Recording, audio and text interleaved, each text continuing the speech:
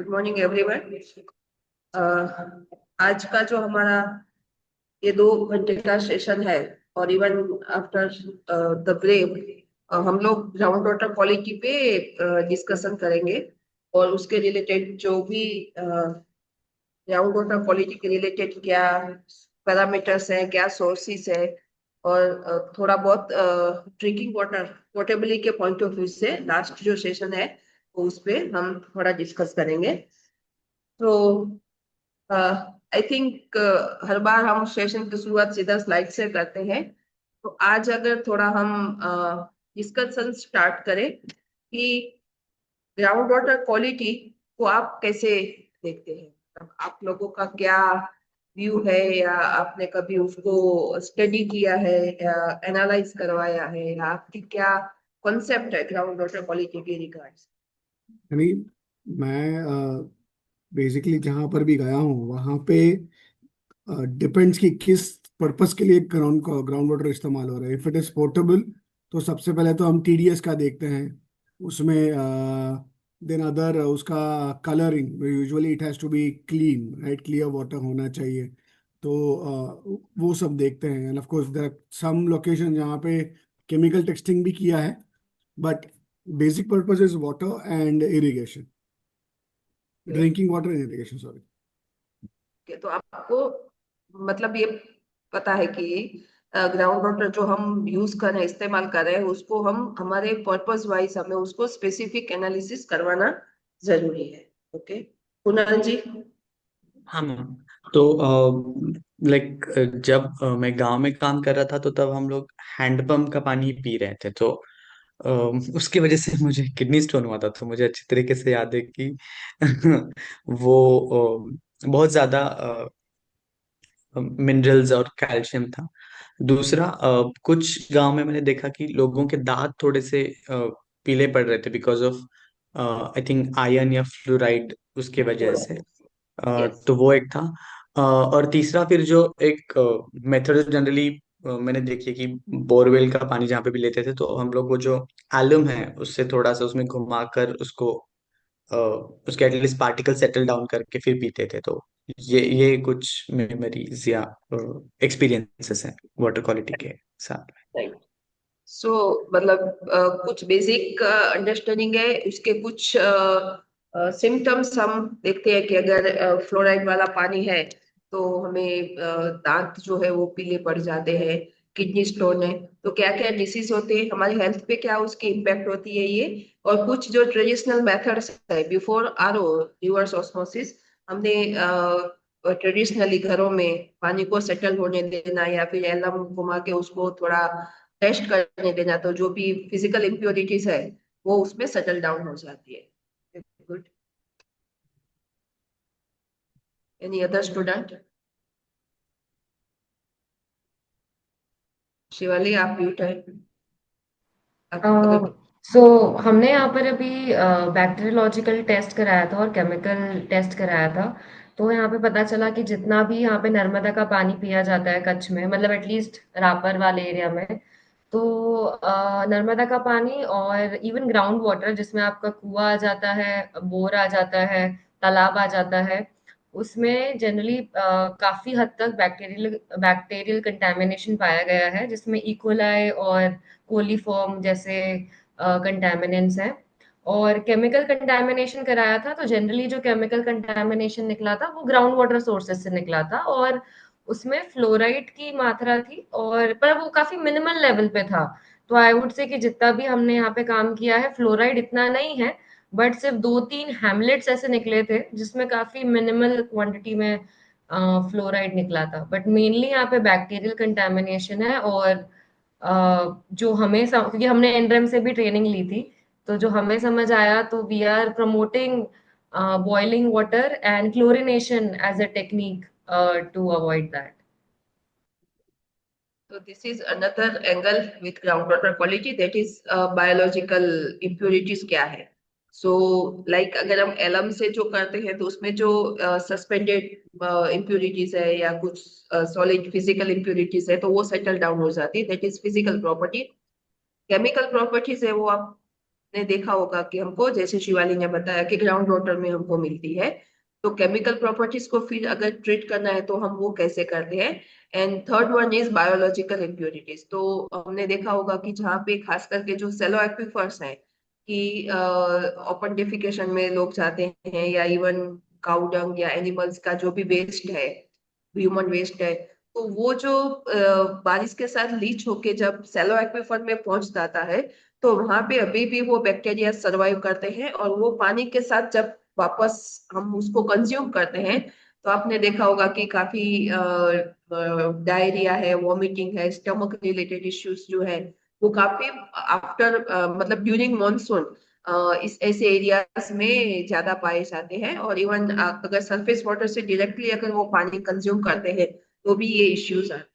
तो this one is third angle, third type of physical sorry water quality properties जो हम normally drinking water के लिए specially ज्यादा देखते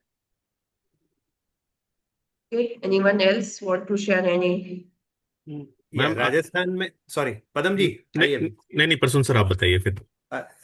राजस्थान में द इशू इज के एक जो पानी अवेलेबल है वो पानी कंटेमिनेटेड है, either majority is of chemical contamination है, क्योंकि यहाँ पे सरफेस सोर्सेज बहुत कम ही है। तो nitrate is a major concern, salinity is a major concern. Nitrate is spread across all districts, salinity is spread across all districts. In fact हम fluoride को जरूर राजस्थान में हाईलाइट करते हैं, लेकिन salinity is a bigger issue than fluoride in Rajasthan. तो अलग अलग मात्रा में, जैसे अभी मैं चूरू गया था तो वहां pay anything between 2,000 to 5,000 to 10,000 TDS पे सैलिनिटी चल रही है। तो इट्स ऑलमोस्ट अनड्रिंकेबल। एंड फिर भी अभी वाटरशेड के जितने भी इंटरवेंशंस हुए हैं उसकी वजह से थोड़ी बहुत खेती और fresh water, basically that's a rain fed area, तो वहाँ पे it's a good opportunity for watershed to develop. तो वहाँ पे उस तरीके से डोमेस्टिक वाटर सिक्योरिटी भी हर घर में टांका आ गया है। रेन वाटर की वैल्यू चूरू एरिया में, शेखावाटी एरिया में बहुत देखने को मिली है। And they are promoting also कि भाई rain water is the best water. तो ओवरऑल आई थिंक ये इशू, एंड क्योंकि फ्लोराइड और ये है, तो फ्लोराइड और सैलिनिटी को इशू को टैकल करने के लिए अब जाके सरकार ये कह रही है कि it will the government will be they are creating more water, surface water resources. तो part of that is eastern regional canal project जो है, प्रोग्राम है, वो भी उसी लाइन पे जा रहा है। So that's how it is in in तो राजस्थान।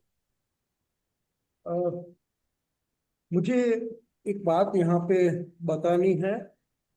अभी काफी एक डायलेमा चल रहा है, क्योंकि हम लोग, हमारा जो कोर्स है उसका ऑब्जेक्टिव तो पार्टिसिपेटरी ग्राउंड वाटर मैनेजमेंट है। उसमें हम आगे जाके कहीं रिचार्ज की भी बात करेंगे। जैसे अगर आपको याद है, हम surface water and ground water की जब बात कर रहे थे तो मैंने एक बार बताया था कि हमारा ज्यादातर फोकस सरफेस हाइड्रोलॉजी पे बहुत रहा है, क्योंकि उसके पीछे इतना अटेम्प्ट दिया गया था। फ्लड वाज ए हैजार्ड, हो तो फ्लड को मैनेज करना, उसके लिए बहुत सारा नॉलेज, साइंस सब पैदा हुआ था, और उसके लिए पूरी दुनिया ने बहुत काम किया है। ग्राउंड वाटर के ऊपर देखा जाए तो उस तरीके का ज्यादा अटेम्प्ट नहीं किया था। एक दूसरा उसी तरीके का एक डायलेमा या डायलॉग डिस्कशन में आता है। जब भी हम ग्राउंड वाटर रिचार्ज की बात करते हैं तो लोग नॉर्मली ये बोलते हैं कि ग्राउंड वाटर रिचार्ज करना है तो अगर हम रेन वाटर से ग्राउंड वाटर रिचार्ज करते हैं तो वी आर, कहीं ना कहीं हम ग्राउंड वाटर को पॉल्यूट कर देंगे। वो बहुत बड़ा थ्रेट है, और उसको ध्यान में रखते हुए रिचार्ज की प्रक्रिया को हम आगे बढ़ने नहीं दे रहे हैं। तो यहाँ पे मेरा ऑब्जर्वेशन बोलो या सजेशन या सवाल जो भी बोलो, surface water versus ground water की हम बात करें। कल ही जैसे शुक्ला साहब और हमारे साथ में थे तो डिस्कसिंग में बोल रहे थे कि हमने एक भी सरफेस वाटर बॉडी को बिना कंटामिनेशन नहीं छोड़ा है। तो इन अ वे इसका मतलब ये होता है कि ग्राउंड वाटर में भी कंटामिनेशन होगा। जैसे अभी मैं डिस्कशन सुन रहा था तो सजीना वाज एक्सप्लेनिंग, और काफी आप लोगों ने भी सजेस्ट किया कि there are contamination in ground water. जो कुछ वहाँ का टेरेन जियोलॉजी के हिसाब से आता है, कुछ बायोलॉजिकल या ह्यूमन एक्टिविटी से आता है। तो कोई ना कोई परिस्थिति में ग्राउंड वाटर में कंटामिनेशन आता है। तो कैन वी क्लेम कि सरफेस वाटर जो है वो कंटामिनेशन फ्री हो सकता है? और अगर सरफेस हम रेन वाटर वाटर की भी बात करें, हाँ, तो rain water is purely portable water.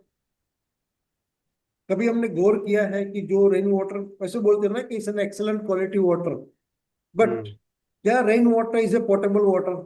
और क्या सरफेस वाटर जो है वो कंटामिनेशन फ्री है? अगर ये दोनों का जवाब हाँ है तो क्यों है, ना है तो भी क्यों है? थोड़ा आप उसके ऊपर अगर कुछ गौर करेंगे या सोचने का करेंगे, क्योंकि मैंने सजना डिसाइड किया है कि before we enter in the presentation we should go for interaction pass, उसके बाद हम प्रेजेंटेशन पे जाएंगे। तो ये सवाल का थोड़ा, इसके ऊपर थोड़ा डिस्कशन हम करें। सर मैं क्योंकि अच्छा कुणाल आप बोलना चाह रहे हैं तो नहीं, मैं आप बता। कंटिन्यू कीजिए। अच्छा ठीक है मैं बता देता हूँ थोड़ा। तो सर मैं बेसिकली ग्राउंड मतलब because we are working in many cities and many rural areas also. तो जो मेरा ऑब्जर्वेशन रहा लास्ट 6 ईयर 7 ईयर्स में वाटर क्वालिटी को लेके, मुझे एक रियलाइज हुआ एक चीज कि कुछ चीजें तो बहुत ही ज्योग्राफिक ओरिएंटेड है। मतलब जो जैसे जैसे आप राजस्थान की बात करो या फिर आप जो गंगा वाली जो बेल्ट है जहाँ पे अर्सेनिक और जो होलोसीन एज से जो पूरा का पूरा अर्सेनिक का जो देन है, और हम लोग नीचे जा रहे हैं और पानी खींच रहे हैं, उसके चक्कर में और ज्यादा वो कंटेमिनेशन हो रहा है। तो लेकिन हमारा जो जैसे सरफेस वाटर बॉडी है वो बहुत एंथ्रोपोलॉजिक एक्टिविटी से कनेक्टेड है मुझे लगता है, क्योंकि वो हमारे बहुत हाथ में है जिसको हम साफ कर सकते हैं, जिसको हम क्लीन रख सकते हैं। लेकिन जो ग्राउंड वाटर है, ग्राउंड वाटर मुझे नहीं लगता कि उसमें एंथ्रोपोजेनिक एक्टिविटीज के साथ कुछ उसका बहुत ज्यादा कनेक्शन है। डेफिनेटली मतलब जो मैं डीप एक्वाफायर बोल रहा हूँ, जैसे मैं 100 मीटर के बाद जो बात कर रहा हूँ या मैं 100 फीट के बाद जो बात कर रहा हूँ, क्योंकि that is all geography oriented. मतलब उसमें मेरा हाथ कुछ है ही नहीं। वो जियोलॉजी जैसी थी उस एरिया की, उसके हिसाब से वो वाटर उसको हमें मिल रहा है। अब वो हमारे ऊपर है कि हम उसको कन्फाइंड अनकन्फाइंड एरिया से पानी निकाल रहे हैं, कन्फाइंड एरिया से पानी निकाल रहे हैं। तो आई थिंक वो थोड़ा सा, अब जैसे जैसे हम लोग डीप जाते जा रहे हैं, गंगा जैसे गंगा की अभी बहुत अच्छी स्टडी आई है जहाँ पे मैं पढ़ रहा था उसके बारे में कि गंगा वाला जो बेल्ट है ना, वाराणसी और ये सब मथुरा ये वृंदावन में, यहाँ नलकों से पानी अपने आप बाहर आ रहा है। अभी थोड़े दिन पहले इसके बारे में आया था कि पानी के वजह से पानी नलकों से बाहर आना स्टार्ट हो गया है। तो अब वही चीज है कि अ, जो नलके हैं जनरली, अब आप देखेंगे जितने ये एरियाज हैं वहाँ नलके यूज में है ही नहीं। जो हमारा एक ट्रेडिशनल सिस्टम था, जो गवर्नमेंट ने नलके लगाते हैं सरकारी नलके, वो यूज में होते ही नहीं है, तो उनसे पानी निकलना स्टार्ट हो जाता है बाहर। तो लोगों ने अपने घर पे पंप लगा लिए हैं जो 100-200 फीट नीचे पहुंच गए हैं।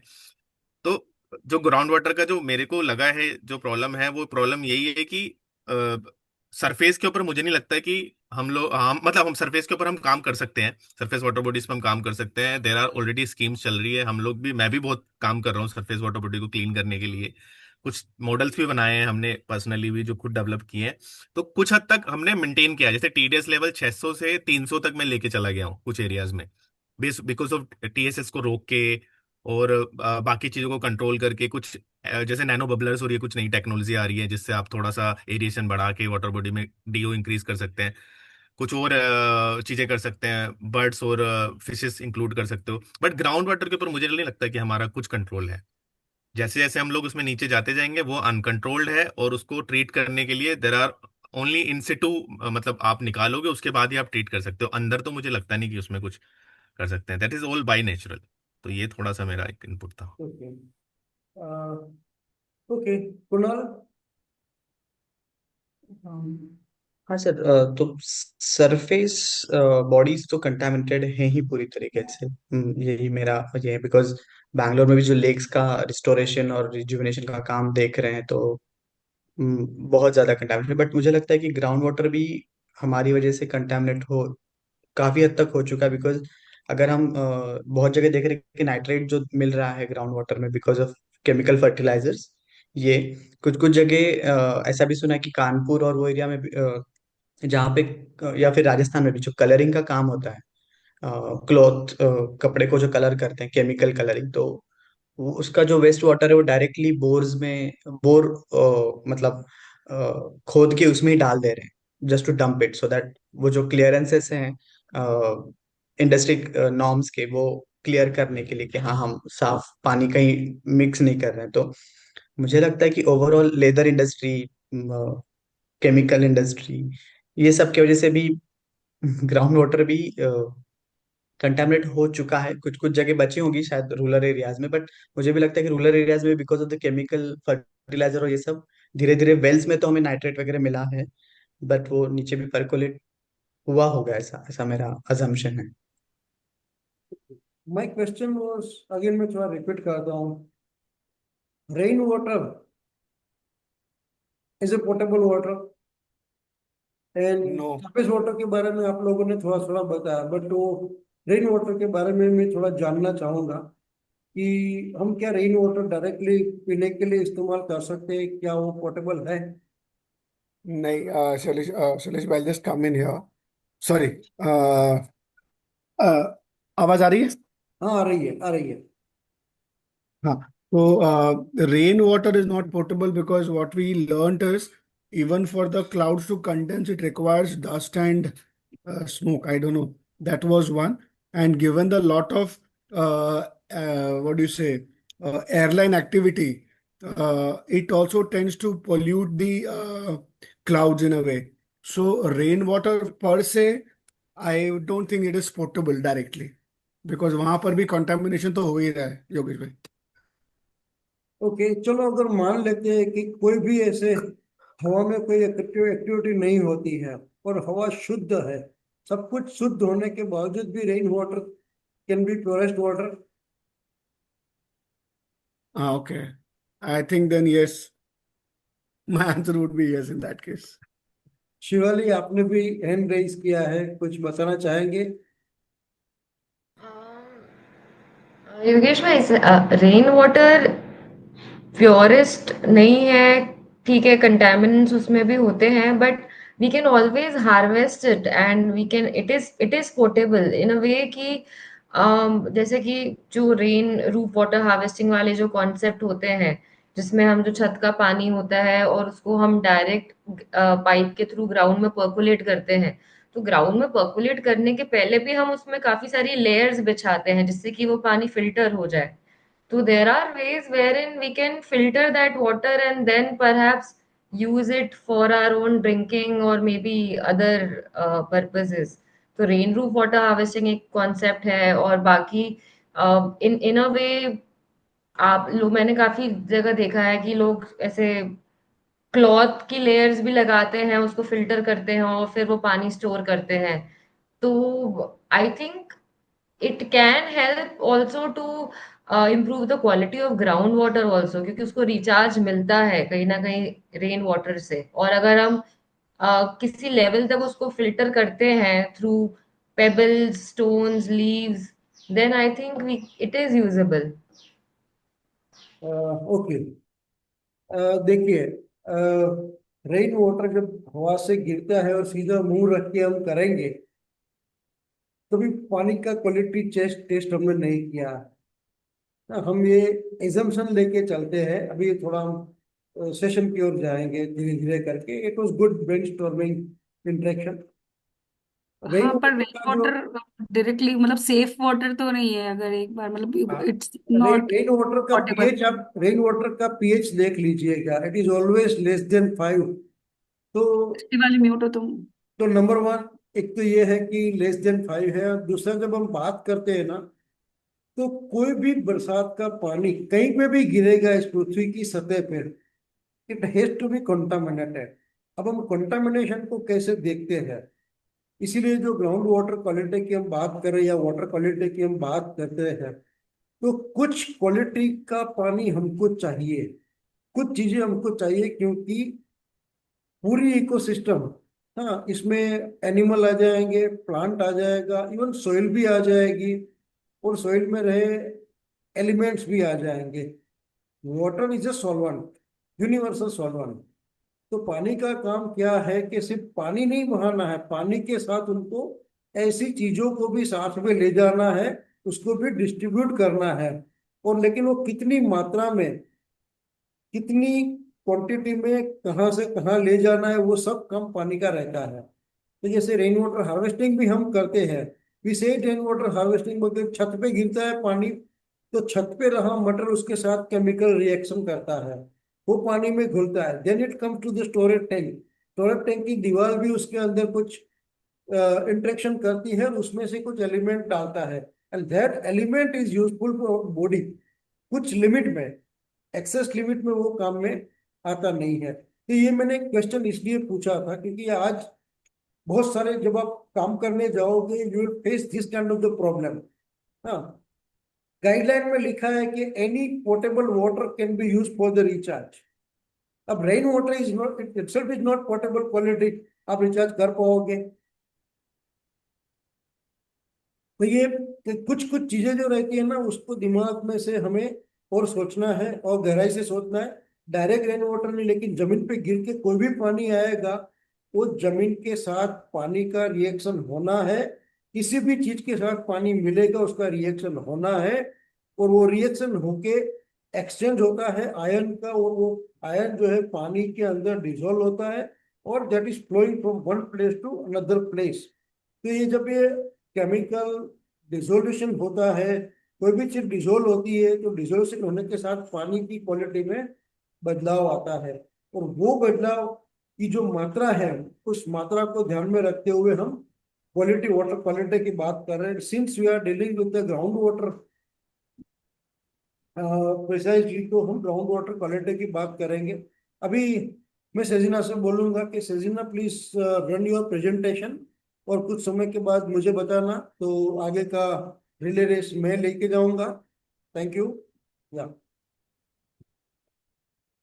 Okay, so with this discussion just हम देखें कि ग्राउंड वाटर क्वालिटी को हम कैसे समझना है। तो जो काफी सारा भी जो डिस्कशन हमने किया वो कहीं ना कहीं आपको इसमें उसके साथ आप रिलेट कर पाएंगे कि कैसे हम रेन वाटर क्वालिटीज या ग्राउंड वाटर क्वालिटी या बायोलॉजिकल कंटामिनेशन है वो कैसे किस टाइप के वाटर्स में या किस टाइप के ग्राउंड वाटर में हमको मिलते हैं। सो जस्ट अभी हमने सीधा पोर्टेबिलिटी पे ही काफी डिस्कशन किया है। So quality of ground water is as important as its quantity. हमने यहाँ पे ग्राउंड वाटर पे ज्यादा फोकस किया है क्योंकि जैसे अंकित जी ने बताया या फिर शिवाली ने बताया रेन वाटर पोर्टेबल है कि नहीं उस पे हमने काफी डिस्कशन किया। तो उसको हम देख सकते हैं कि उसके कंटामिनेशन क्या है, उसकी क्वालिटी क्या है। मतलब सीधा आप कैच कर रहे हैं तो वही रेन वाटर अगर तालाब में कैच होता है तो उसकी क्वालिटी या उसमें जो केमिकल रिएक्शंस होंगे, या सीधा हम अगर रेन वाटर हार्वेस्टिंग का टैंक में अगर वो स्टोर करते हैं तो उसमें जो भी केमिकल रिएक्शंस होंगे वो सब डिफरेंट लेवल पे होंगे, क्योंकि जिस टाइप का सोर्स के टच में, जैसे योगेश मैंने बताया कि water is a universal solvent, तो जिस टाइप की सरफेस के टच में आएगा, जिस टाइप के मटेरियल में वो कांटेक्ट में आएगा, उस टाइप की इम्प्यूरिटीज जो है वो उसमें ऐड होगी। और वो जो जिसको हम इम्प्यूरिटीज बोलते हैं, कि कभी हम बोलते हैं कि क्या पोर्टेबल है कि नहीं है, तो क्या हमको जो 0 TDS वाला जो पानी होता है या फिर हम जो बैटरी में जो पानी यूज करते हैं तो क्या वो पानी हमें पीना चाहिए? अगर हम TDS की ही बात करें तो वो drinking water portability point of view से वो इंडाइसिस हम देखेंगे जो हमारा आज का एक लास्ट सेशन भी है। लेकिन कुछ हद तक मिनरल्स जो है वो हमारे बॉडी को भी चाहिए, not in excessive manner, but जो मिनिमम जो इसीलिए अभी आप देखते होंगे कि काफी लोगों को B12 की डेफिशिएंसी है, या हम लोग जो RO का जो पानी पीते हैं, तो RO water is not bad, but जिस हिसाब से RO को डिजाइन किया गया है तो वो आपको ओनली 70-60 मिलीग्राम पर लीटर इतने ही सॉल्ट्स होते हैं जो डेफिशिएंसी क्रिएट करते हैं हमारे बॉडी में, और देन वो वापस हमको और जो हमारी रूटीन एक्टिविटीज होती है या फिर जो एनर्जी होती है उस पर काफी अफेक्ट करता है। तो क्वालिटी जो है ग्राउंड वाटर, अभी तक हमने जो ये बात की थी कि किस एक्वीफर में से पानी हमको ज्यादा मिल रहा है, कहाँ पे कम मिल रहा है। कल भी हमने बात की तो सौराष्ट्र से जो हमारे स्टूडेंट्स हैं उन्होंने बताया कि हमारा पानी जो है वो पंपिंग स्टार्ट करते हैं, मतलब मानसून में पूरे मुंह तक ओपन वेल्स है वो भरे रहते हैं, लेकिन जैसे पंपिंग स्टार्ट करते हैं 2 महीने में पानी नीचे चला जाता है। तो वो क्वांटिटी का एक एस्पेक्ट है, क्वांटिटी का इश्यू है। मीनवाइल अगर हम क्वालिटी पॉइंट ऑफ व्यू से देखें तो ड्रिंकिंग वाटर की क्वालिटी है, वैसे इरिगेशन इरिगेबिलिटी की भी क्वालिटी पैरामीटर्स है। तो क्वांटिटी है लेकिन क्वालिटी भी अगर सही नहीं है तो वो भी हमारे लिए यूज में आने में काफी सारी दिक्कत होती है।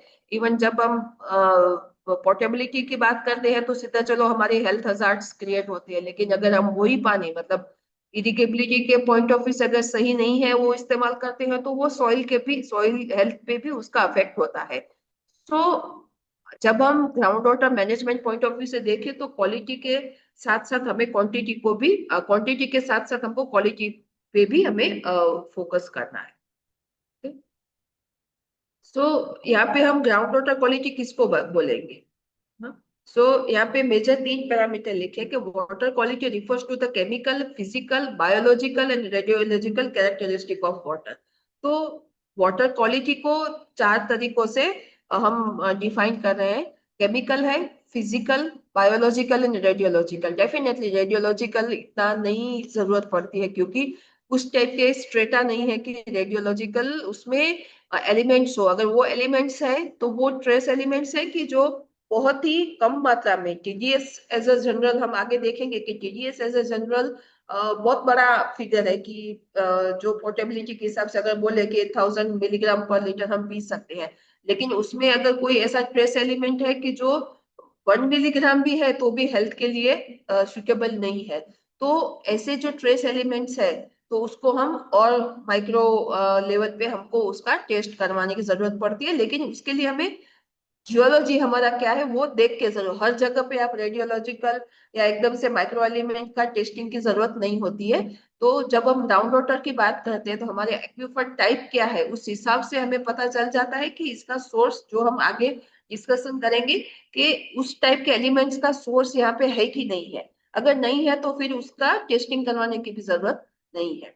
Okay, so groundwater quality is a basically health of water found underground in aquifers। यहाँ पे हम सिर्फ अंडरग्राउंड मतलब सबसरफेस प्रोफाइलिंग में जो भी हमको पानी मिल रहा है उसकी हम बात कर रहे हैं। और इसकी जो हम टेस्टिंग या क्वालिटी का डिस्कशन जैसे हमने डिस्कस किया कि ड्रिंकिंग है, इरिगेशन है, इवन इंडस्ट्रियल प्रोसेसेस के लिए भी आप देखो तो कोई कोई इंडस्ट्रियल प्रोसेस ऐसी होती है कि जिसमें उनको भी गुड क्वालिटी वाटर चाहिए। जैसे कोई थर्मल पावर प्लांट्स है तो उसको सिर्फ बॉयलर को ठंडा करने के लिए चाहिए, तो वो जैसे सीधा सी वाटर का भी इस्तेमाल करते हैं, उनको क्वालिटी के साथ कुछ लेना देना नहीं है। लेकिन टेम्परेचर को कंट्रोल करने के लिए जब वाटर का इस्तेमाल करते हैं तो वहां पे quality is not an issue, मतलब उसमें क्वांटिटी चाहिए उनको कि ताकि वो टेम्परेचर को मेंटेन कर सके। तो इस हिसाब से हम ग्राउंड वाटर क्वालिटी को समझते हैं। ये जस्ट आप सबको पता होगा, लेकिन फिर भी कि हमारा बॉडी जो है कितना कौन से बॉडी पार्ट्स पे कितना पानी होता है। इवन टीथ जो है उसमें भी 8 से 10% पानी रहता है, और मैक्सिमम जो पानी है वो brain, lungs, liver and kidneys है, मसल्स है वो स्टोर करते हैं, ब्लड है, स्किन। तो आप देखो तो टीथ और बोन को छोड़ के हर एक बॉडी पार्ट जो मोस्टली जो है हमारा, अगर हम उसका डिविजन्स करें तो मोर देन 70% जो है वो वाटर हमारे बॉडी में है।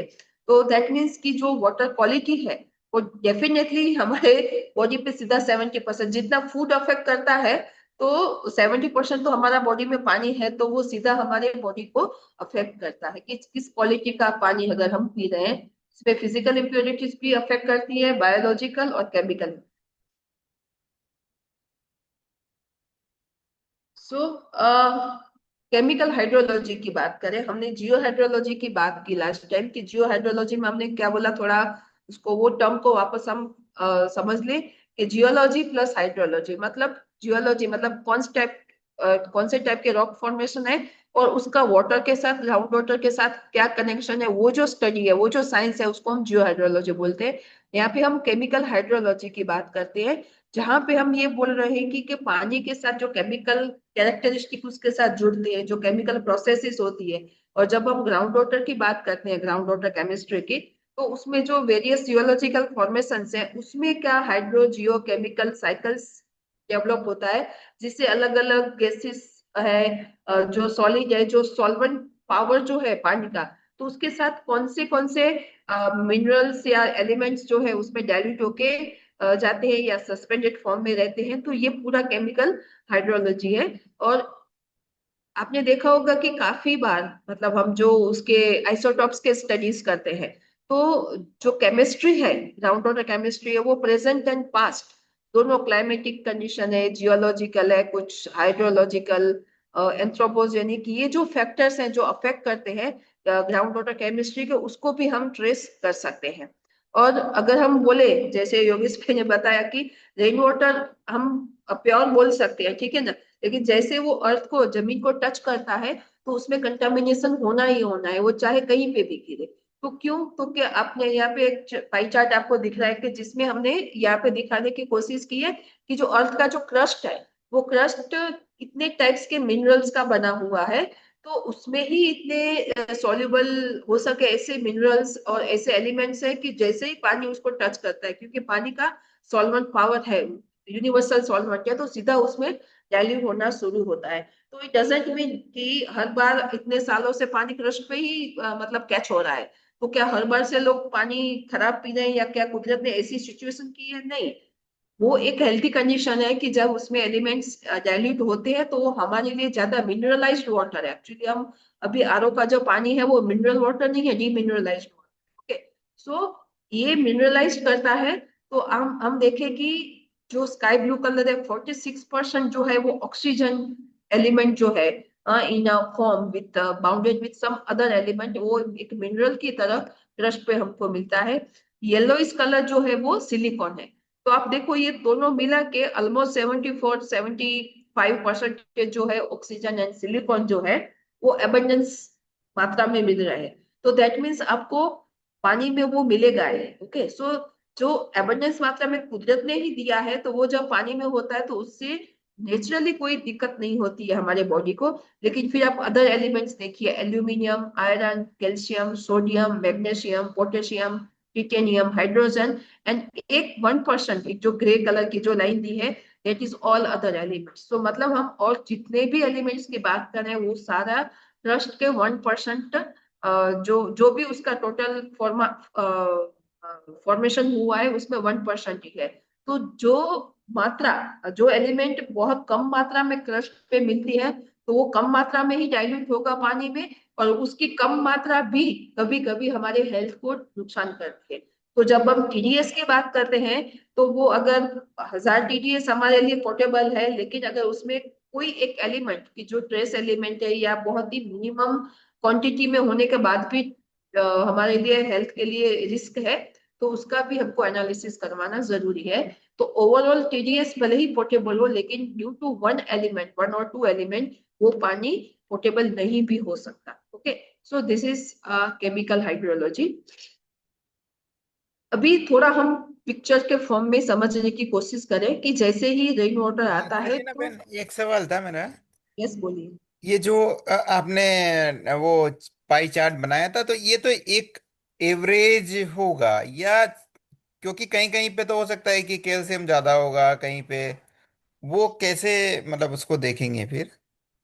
देखिए, कहीं कहीं पे होगा। Okay, so on an average आप देखा जाए, कोई मात्रा ऐसा तो नहीं ही होगा कि कैल्शियम एकदम से अबंडेंस हो गया और सिलिकॉन कम हो गया। जो रैंकिंग जो है वो काफी हद तक वही रहेगी। पॉसिबल है कि ऑक्सीजन रिलेटेड जो एलिमेंट्स है वो 40% हो, सिलिकॉन वाले 20 हो, एल्यूमिनियम 12% हो गया। तो लेकिन जो अबंडेंस है वो तो सिलिका है, और ऑक्सीजन रिलेटेड जो एलिमेंट्स है वो ही है। लेकिन स्पेसिफिक एरियाज वाइज अगर आप देखा जाओ तो ये वेरी कर सकता है। लेकिन in general on an average इस टाइप का क्रस्ट का फॉर्मेशन जो है, तो वो हमको मिलता है। जैसे आप अभी हम आगे देखेंगे तो कुछ एलिमेंट्स जो कैटायन और एनायंस हम जो स्टडी करते हैं ग्राउंड वाटर केमिस्ट्री में, तो उसमें कैल्शियम मैग्नीशियम का कभी तक इश्यू आया ही नहीं।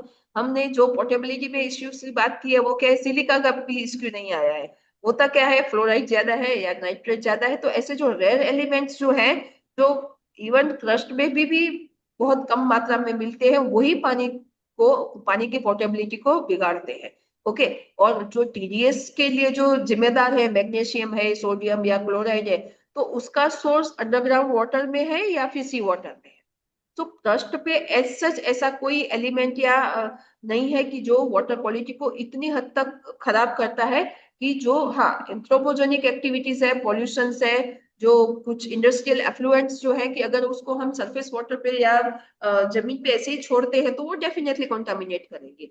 लेकिन ये परसेंटेज कहीं कहीं वेरी करेगा, लेकिन ये ऑन एन एवरेज अगर हम उसको मैक्सिमम टू मिनिमम के लेवल में देखा जाए तो सिलिकॉन और ऑक्सीजन ये मैक्सिमम उसमें मिलते हैं।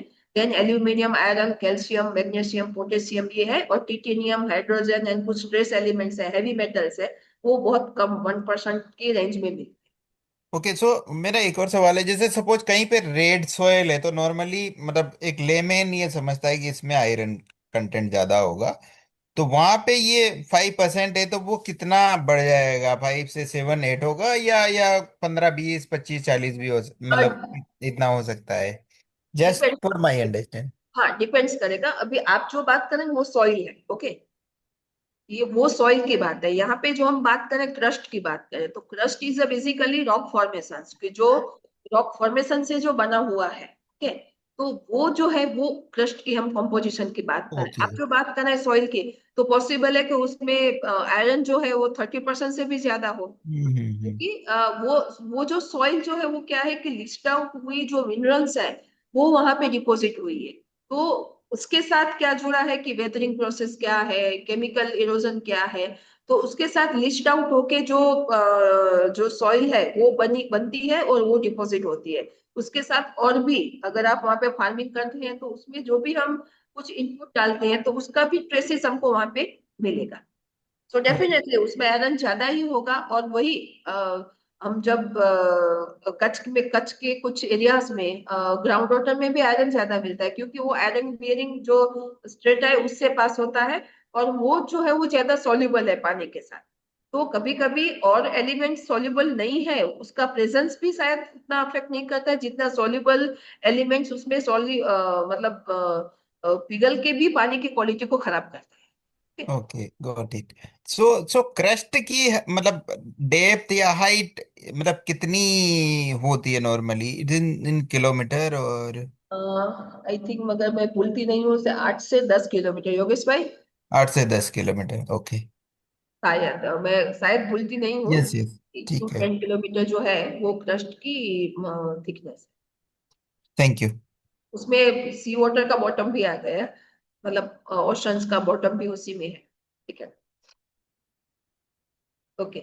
सो थोड़ा हम देखते हैं कि हाइड्रोजियोकेमिकल साइकिल क्या होता है। हमने हाइड्रोलॉजिकल साइकिल समझा था, रॉक साइकिल समझा था, अभी यहाँ पे हम तीनों को इकट्ठा कर रहे हैं, हाइड्रोजियोकेमिकल साइकिल। ओके, सो ये साइकिल्स जो है वो ज्यादा कॉम्प्लिकेटेड कॉम्प्लेक्स होते जाएंगे, क्योंकि अभी हमको ग्राउंड वाटर केमिस्ट्री को समझना है।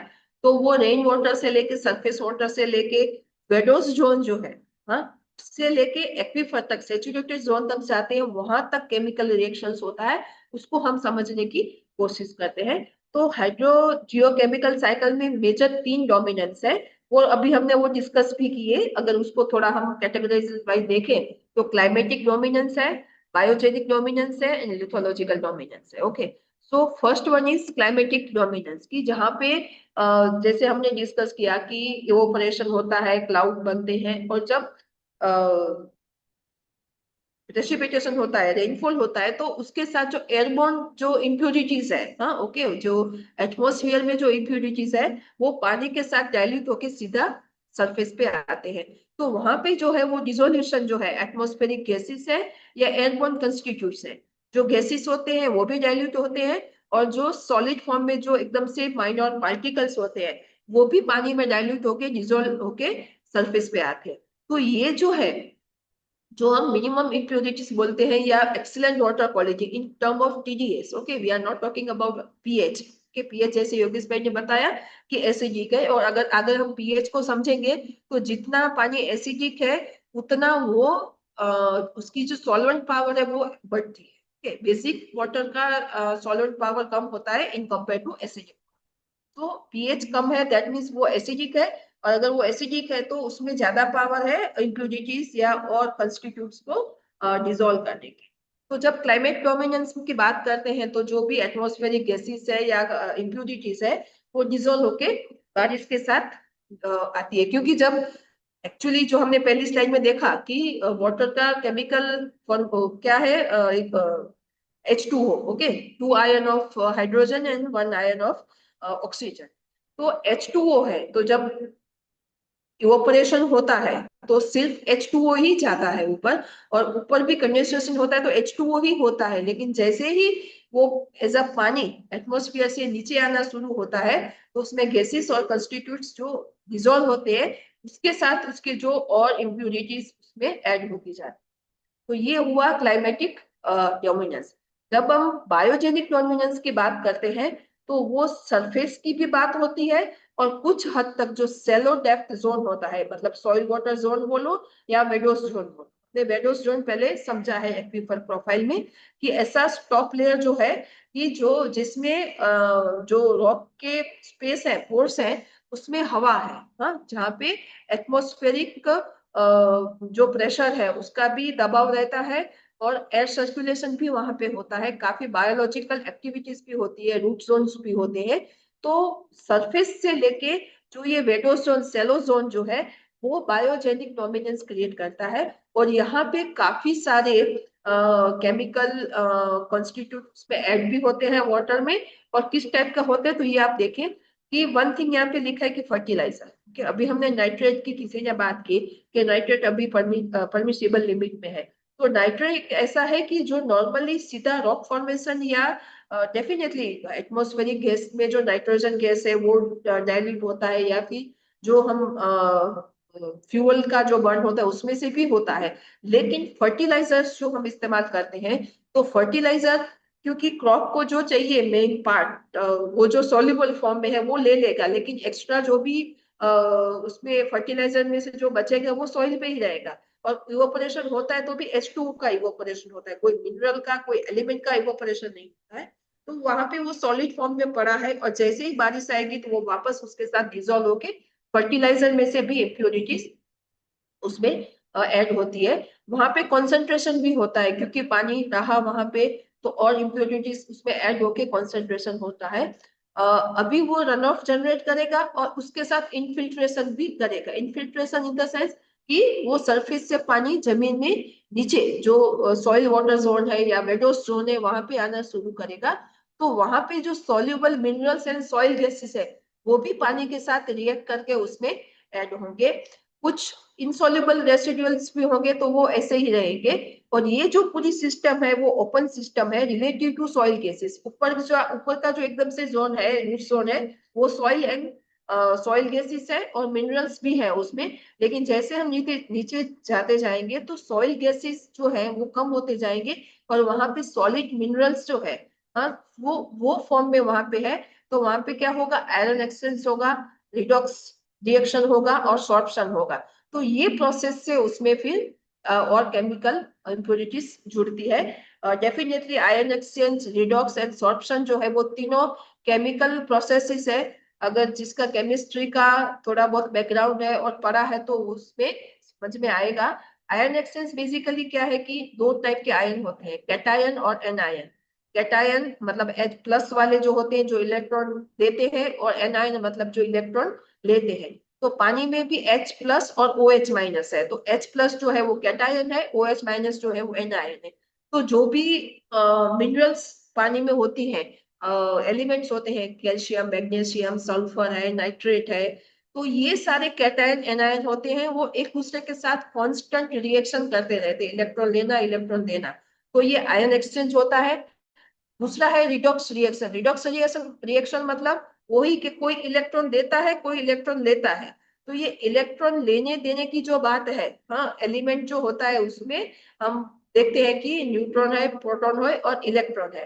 तो जो इलेक्ट्रॉन की लेन देन की जो बात होती है वो जो है वो रिडॉक्स रिएक्शन है। एंड सॉर्प्शन क्या है बेसिकली कि वो दो वर्ड का एक कॉमन वर्ड है, एडसॉर्प्शन और एब्सॉर्प्शन। एडसॉर्प्शन क्या है बेसिकली कि कोई एलिमेंट जो है वो कोई सरफेस के साथ चिपकता है, उसके साथ वो बाउंड होता है, तो उसको एडसॉर्प्शन बोलते हैं। और एब्सॉर्प्शन क्या है कि वो element with in the material वो उसमें एब्सॉर्ब हो जाता है, उसको हम एब्सॉर्प्शन बोलते हैं। तो सॉरी गैस है, लिक्विड है और सॉलिड, ये तीनों जब एक दूसरे के साथ इंटरनली मिक्सड हो जाते हैं तो उसको हम सॉर्प्शन बोलते हैं। मैं आगे उसको एक पिक्चर में समझाने की कोशिश करूंगी।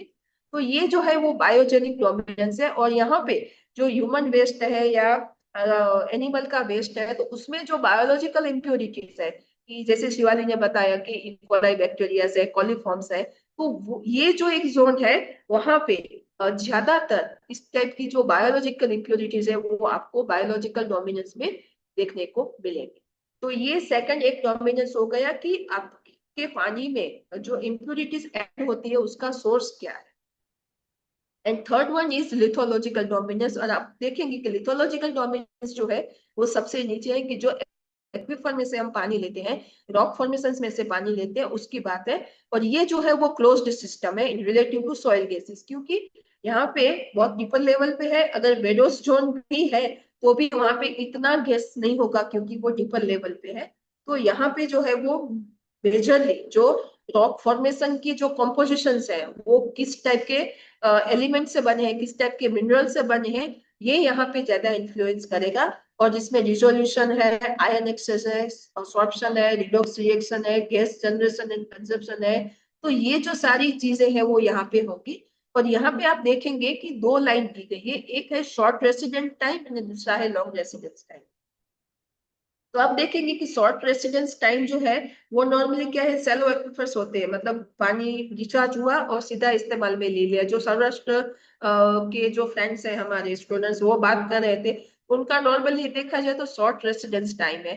तो वो उसमें इतना जो रॉक फॉर्मेशन में जो मिनरल्स है उसको पानी के साथ रहने का जो टाइम है वो कम मिलता है, तो उसमें डिसोल्यूशन कम होता है। और वो नॉर्मली देखा जाए तो गुड क्वालिटी ग्राउंड वाटर होता है सैलो एक्विफर। लेकिन जब लॉन्ग रेसिडेंस टाइम बोलते हैं कि जो डीपर एक्विफर है, जिसमें हमने कल जो हमने समझा था ग्राउंड वाटर मूवमेंट, तो जो ग्राउंड वाटर मूवमेंट वो T1 T2 वाला जो था ना, कि 1 साल 5 साल 10 साल, तो जैसे जैसे आपका जो रेस्टिंग टाइम जो है with in the rock formation पानी के रहने का, वो जैसे जैसे इंक्रीज होता है, तो आपकी जो रॉक फॉर्मेशन में मिनरल्स है, जो हार्ड मिनरल्स है, कि काफी उसको सॉल्व मतलब डिजोल्व होने में टाइम लगता है, तो उसको वो टाइम मिलता है कि वो उसमें उसके साथ कांटेक्ट में रहने से वो मिनरल्स भी उसमें डाइल्यूट होके वो इम्प्यूरिटीज या क्वालिटी को अफेक्ट कर सकती है। And fourth one is sea water. तो आप देखेंगे कि यहाँ पे मिक्स जोन लिखा हुआ है। ये मिक्स जोन ऐसा है कि जहाँ पे फ्रेश वाटर का, ये सी वाटर सैलिनिटी के बारे में हमारा अलग से एक सेशन होगा, वहां पे आप समझेंगे। लेकिन जब तक वहां पे ऊपर फ्रेश वाटर का जो हमारा वो रहता है कॉलम यहाँ पे, तो ये जो फ्रेश वाटर है ये नॉर्मली सी वाटर को नीचे रखता है, क्योंकि फ्रेश वाटर की जो डेंसिटी होती है वो कम होती है, सी वाटर की डेंसिटी ज्यादा होती है। डेंसिटी मीन्स कि उसमें कितने सॉल्युबल्स है, जितने ज्यादा सॉलिड्स है तो वो उसकी डेंसिटी बढ़ती जाती है। तो जैसे आप में से फ्रेंड ने बताया कि मुझे मतलब किडनी स्टोन हो गया, तो वो हार्ड वाटर नॉर्मली बोलते हैं, कि उसमें मिनरल्स मतलब एलिमेंट्स ज्यादा है, कि जो हमारा डाइजेस्टिव सिस्टम उसको डाइजेस्ट नहीं कर सकता, और वो किडनी स्टोन की तरह हमको हमारे हेल्थ हजार्ड क्रिएट करता है। तो ये जो है वो फ्रेश वाटर है, और ये जो बनता है वो मिक्सिंग जोन बनता है। तो कल जो हमने RWL की बात की थी, तो जब हमारा वाटर टेबल 0 से नीचे जाना शुरू होता है तो ये मिक्सिंग जोन में से फिर पानी देता है, कि जैसे अगर फ्रेश वाटर का प्रोपोर्शन ज्यादा है तो हमको इतनी सैलिनिटी का पता नहीं चलेगा, लेकिन अगर ये फ्रेश वाटर का जो जोन है वो कम होता जाता है, ये मिक्सिंग जोन भी कम होता है, और फिर हमको सीधा ये सी वाटर की इम्पैक्ट जो है वो सैलिनिटी एज अ सैलिनिटी के फॉर्म में देखने को मिलेगी। तो जब हम ग्राउंड वाटर क्वालिटी की बात करते हैं तो ये 4 टाइप के डोमिनेंस को हमको समझना है, ठीक है। जहां तक क्लाइमेटिक डोमिनेंस की बात है तो वो बहुत बड़ा सब्जेक्ट है, और ये सारे ह्यूमन बीइंग को मतलब कवर करता है, तो वो हमारे कंट्रोल में नहीं है डेफिनेटली। लेकिन जब सरफेस पे आता है तो सरफेस पे हम कैसे, जैसे अंकित जी ने बताया तो उन्होंने वहां पे वो सरफेस वाटर क्वालिटी के रिलेटेड मॉडल्स बनाए, उस पे काम कर रहे हैं। तो वो एक हमारा हमारे हाथ में है कि हम कैसे हमारी क्रस्ट को, हमारी सरफेस जो है उसको क्लीन रखें, ताकि हम फर्टिलाइजर्स है या फिर और जो इंडस्ट्रियल एफ्लुएंट है उसको कंट्रोल करें। और जब हम लिथोलॉजिकल डोमिनेंस में आते हैं तो वहां पे रॉक फॉर्मेशन को हम बदल नहीं सकेंगे, लेकिन यहाँ पे हमने बात की कि कोई भी एलिमेंट है वो कम मात्रा पानी में है तो उसका जो इम्पैक्ट है ज्यादा दिखेगा। लेकिन अगर वो पानी की मात्रा ज्यादा हो गई, एक कल भी मैंने एग्जांपल दिया था कि 1 table spoon of salt glass में डालो या एक मटके में डालो, तो अगर क्वांटिटी ऑफ वाटर ज्यादा है तो वो जो सॉल्युबल है उसकी इम्पैक्ट भी कम हो जाएगी। तो कैसे हम रिचार्ज करके इस चीज को हम इम्प्रूव कर सकते हैं। तो ये जो है वो पूरा हाइड्रोकेमिस्ट्री जो है उसको हमने थ्रू दिस पिक्चर हमने समझा। यहाँ पे जो हम बात करें कि ये जो पिक्चर मैंने यहाँ पे रखा है कि ये एब्सॉर्प्शन और एडसॉर्प्शन की बात है कि जैसे ये गैस एंड लिक्विड है, ये एब्सॉर्प्शन हो रहा है, ये एक इंटरफेरेंस क्रिएट होता है, गैस की फिल्म है और ये लिक्विड की फिल्म है, ये इंटरफेस क्रिएट होता है। और ये जो होता है कि लिक्विड जो है वो गैस को एब्सॉर्ब कर लेता है। ओके, तो यहाँ पे जो होता है एब्सॉर्प्शन की बात होती है। और लिक्विड और सॉलिड जो है वो सॉलिड के अंदर डेफिनेटली उसके पोर्स के अंदर पानी रहेगा, लेकिन वो क्या करेगा कि वो जो रॉक सरफेस जो है, सॉलिड सरफेस है, उस पे आसपास लिक्विड जो है वो एक फिल्म बना देगा। और यहाँ पे जो फिल्म बनती है वो केमिकल रिएक्शन के लिए रिस्पॉन्सिबल है कि रॉक सरफेस या जो भी केमिकल कंपोजिशन है वो एलिमेंट है वो पानी के साथ रह के उसमें डिजोल्व होने की कोशिश करेगा और उसकी केमिकल प्रॉपर्टीज जो है उसको वो चेंज करेगा। ये चीज है। सेकंड थिंग की जो हमने वेडोस जोन की बात की, तो वो सिग्निफिकेंट रोल प्ले करता है हाइड्रोकेमिकल रिएक्शन के लिए कि वहां पे ट्रेस एलिमेंट्स जो है वीकेंड होते हैं, मतलब बहुत ज्यादा कमजोर होते हैं। प्रेसिपिटेशन के साथ सॉर्प्शन होता है, कैटायन एक्सचेंज होता है, बायोडिग्रेडेशन जो होता है, ऑर्गेनिक कंपाउंड होते हैं वो भी उसके साथ जुड़ते हैं। तो पैथोजेंस होते हैं, बैक्टीरिया, ये सारे जो इक्वली बैक्टीरिया की बात करते हैं। तो ये जो वेडोस जोन है, सॉइल वाटर जोन और वेडोस जोन जो है, ये दो जोन ऐसे हैं कि जो कंड्यूसिव एनवायरनमेंट क्रिएट करते हैं फॉर हाइड्रोकेमिकल रिएक्शंस। ओके, यहाँ तक किसी को कोई डाउट है तो हम क्वेश्चन ले सकते हैं। और योगेश भाई अगर आप अभी हैं यहाँ पे तो आपको कुछ इसके साथ ऐड करना है, फिर मैं प्रॉपर्टीज पे जाऊं। ओके, सो अभी हम देखें कि ग्राउंड वाटर क्वालिटी जो है उसको हम तीन तरीके से डिफाइन कर सकते हैं। जैसे हमने पहले बात की, फिजिकल प्रॉपर्टीज है, केमिकल प्रॉपर्टीज है एंड बायोलॉजिकल प्रॉपर्टीज है। फिजिकल प्रॉपर्टीज जो है उसमें basically temperature, colour, taste and order and turbidity की बात होती है।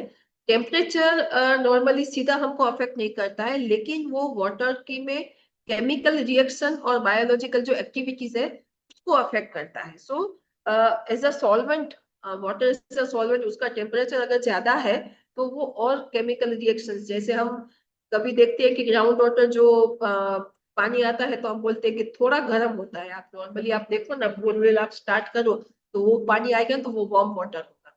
तो जो टेम्परेचर उसका है वो और ज्यादा केमिकल रिएक्शन को प्रमोट करता है। वो सीधा हमको, और हम तो जो पानी पीते हैं तो उसको थोड़ी देर रखेंगे रूम टेम्परेचर पे तो नॉर्मल हो जाएगा। तो फिजिकली ह्यूमन हेल्थ को अफेक्ट नहीं करता है, लेकिन केमिकल रिएक्शंस को वो प्रमोट करता है। कलर जो है वो बेसिकली नॉर्मली नहीं देखने को मिलता है, लेकिन फिर भी आप देखो तो आयरन है तो थोड़ा आपको येलोइश कलर भी मिलेगा। तो ग्राउंड वाटर जो है वो डिफरेंट कलर दिखाता है, तो या फिर वो मिनरल्स के हिसाब से है या फिर कंटामिनेंट्स के हिसाब से है। कि अगर उसमें कोई सीधा कोई इंडस्ट्रियल एफ्लुएंट है या कोई पॉल्यूटेंट उसके साथ डाइल्यूट हुआ है तो आपको कलर उसका देखने को मिलेगा। या फिर आयरन, क्योंकि आयरन जो है वो सस्पेंडेड फॉर्म में रहता है पानी के साथ, तो वो भी हमको अगर पानी में है तो उसका कलर जो है वो येलोइश से लेना ऑरेंज जैसा होगा। बहुत ज्यादा आयरन होगा तो आपको एकदम से रेड वाटर जैसा भी मिलेगा। टेस्ट की जो बात करते हैं वो डिपेंड करता है कि उसके कंपोजिशन पे, सराउंडिंग एनवायरनमेंट पे और कौन से मिनरल्स उसमें डिसॉल्व हुए हैं। तो कभी कभी सॉल्टी सॉल्टी तो नॉर्मली रहेगा कि आपको अगर ज्यादा टीडीएस है तो आपको वो सॉल्टी ही टेस्ट आएगा। मेटालिक मतलब उसमें अगर कोई मेटल, ऐसी मेटल उसमें है कि जो उसका मेटालिक टेस्ट अगर उसमें है तो आएगा। अर्दी मतलब जो क्ले या टर्बिड वाटर है तो हमको वो अर्दी स्मेल आएगा। एसिडिक टेस्ट आएगा, अगर उसका पीएच बहुत कम है तो आपको वो पानी एसिडिक लगेगा। और टर्बिडिटी क्या है कि the cloudiness of water caused by suspended particles, ये बेसिकली कंटामिनेशन दिखाता है। और ये जो है, जैसे हम रेन वाटर को देखते हैं, जैसे वो सरफेस से फ्लो करता है, रन ऑफ जनरेट होता है, तो वो क्या करता है कि काफी सारे एलिमेंट्स वो सस्पेंडेड फॉर्म में पानी के साथ बहते हैं। तो वो टर्बिड वाटर है, उसको जब हम रेस्ट करने देते हैं तो ऑटोमेटिकली जो फिजिकल ये जो इम्प्योरिटीज है वो सेटल डाउन हो जाएगी और ऊपर हमको क्लीन वाटर मिलेगा। खास करके जब येलो वाटर मिलता है, आयरन कंटामिनेटेड वाटर जो होता है उसको भी रेस्ट करने देने से वो बॉटम में टैंक में वो सेटल हो जाता है और काफी हद तक इम्प्योरिटीज उसमें से निकल जाती है। तो आपने कभी देखा होगा कि जहाँ पे आयरन वाला पानी है, ग्राउंड वाटर है, तो फार्मर्स भी वो टैंक, 2 टैंक बनाते हैं या फिर टैंक भर के रख देते हैं पूरी रात, फिर सुबह में इरिगेशन स्टार्ट करते हैं। तब तक जो आयरन है वो सेटल डाउन हो जाता है, क्योंकि सीधा आयरन वाला पानी देने से, इरिगेशन में इस्तेमाल करने से जो सॉइल है वो सॉइल हार्ड हो जाती है, क्योंकि आयरन फिर वहीं पे रहेगा। और आयरन जो है वो नॉर्मली कोई क्रॉप को एक्सेस इतना नहीं चाहिए, मतलब उसकी डिमांड नहीं। तो this is physical property. Chemical property की बात करें तो नॉर्मल जो है वो पीएच है, हार्डनेस है, अल्कलिनिटी है, डिसॉल्व मिनरल्स क्या क्या है, डिसॉल्व गैसेस क्या क्या है, सेलिनिटी को एक अलग तरीके से दिखा है, और कंटामिनेंट्स। कंटामिनेंट्स में नॉर्मली हम हेवी मेटल्स और ट्रेस एलिमेंट्स जो है उसको कंटामिनेंट्स बोलते हैं। कंटामिनेंट्स की कैटेगरी में उसको यहाँ पे इसलिए रखा है क्योंकि वो अर्थ सरफेस में भी, रॉक कंपोजिशन में भी रेयर है और पानी में भी रेयर मिलता है, और हमारा बॉडी जो है वो उसको कंज्यूम नहीं कर सकता। ओके, लाइक जो अदर जो डिसॉल्व मिनरल्स के साथ इसको नहीं रखा है। डिसॉल्व मिनरल्स में क्या है कि जो एबंडेंस मात्रा में जो एलिमेंट्स जो सरफेस पे मिलते हैं, क्रश में है या रॉक कंपोजिशन में है, तो वो उसके साथ हमारा बॉडी भी एडजस्ट कर लेता है, तो वो डिसॉल्व मिनरल्स है। लेकिन कंटामिनेंट्स जो है वो हैवी मेटल या ट्रेस एलिमेंट्स जो है उसको कंटामिनेंट्स की कैटेगरी में रखा है। तो ये केमिकल प्रॉपर्टीज है जिसको हम बारी बारी समझने की कोशिश करेंगे।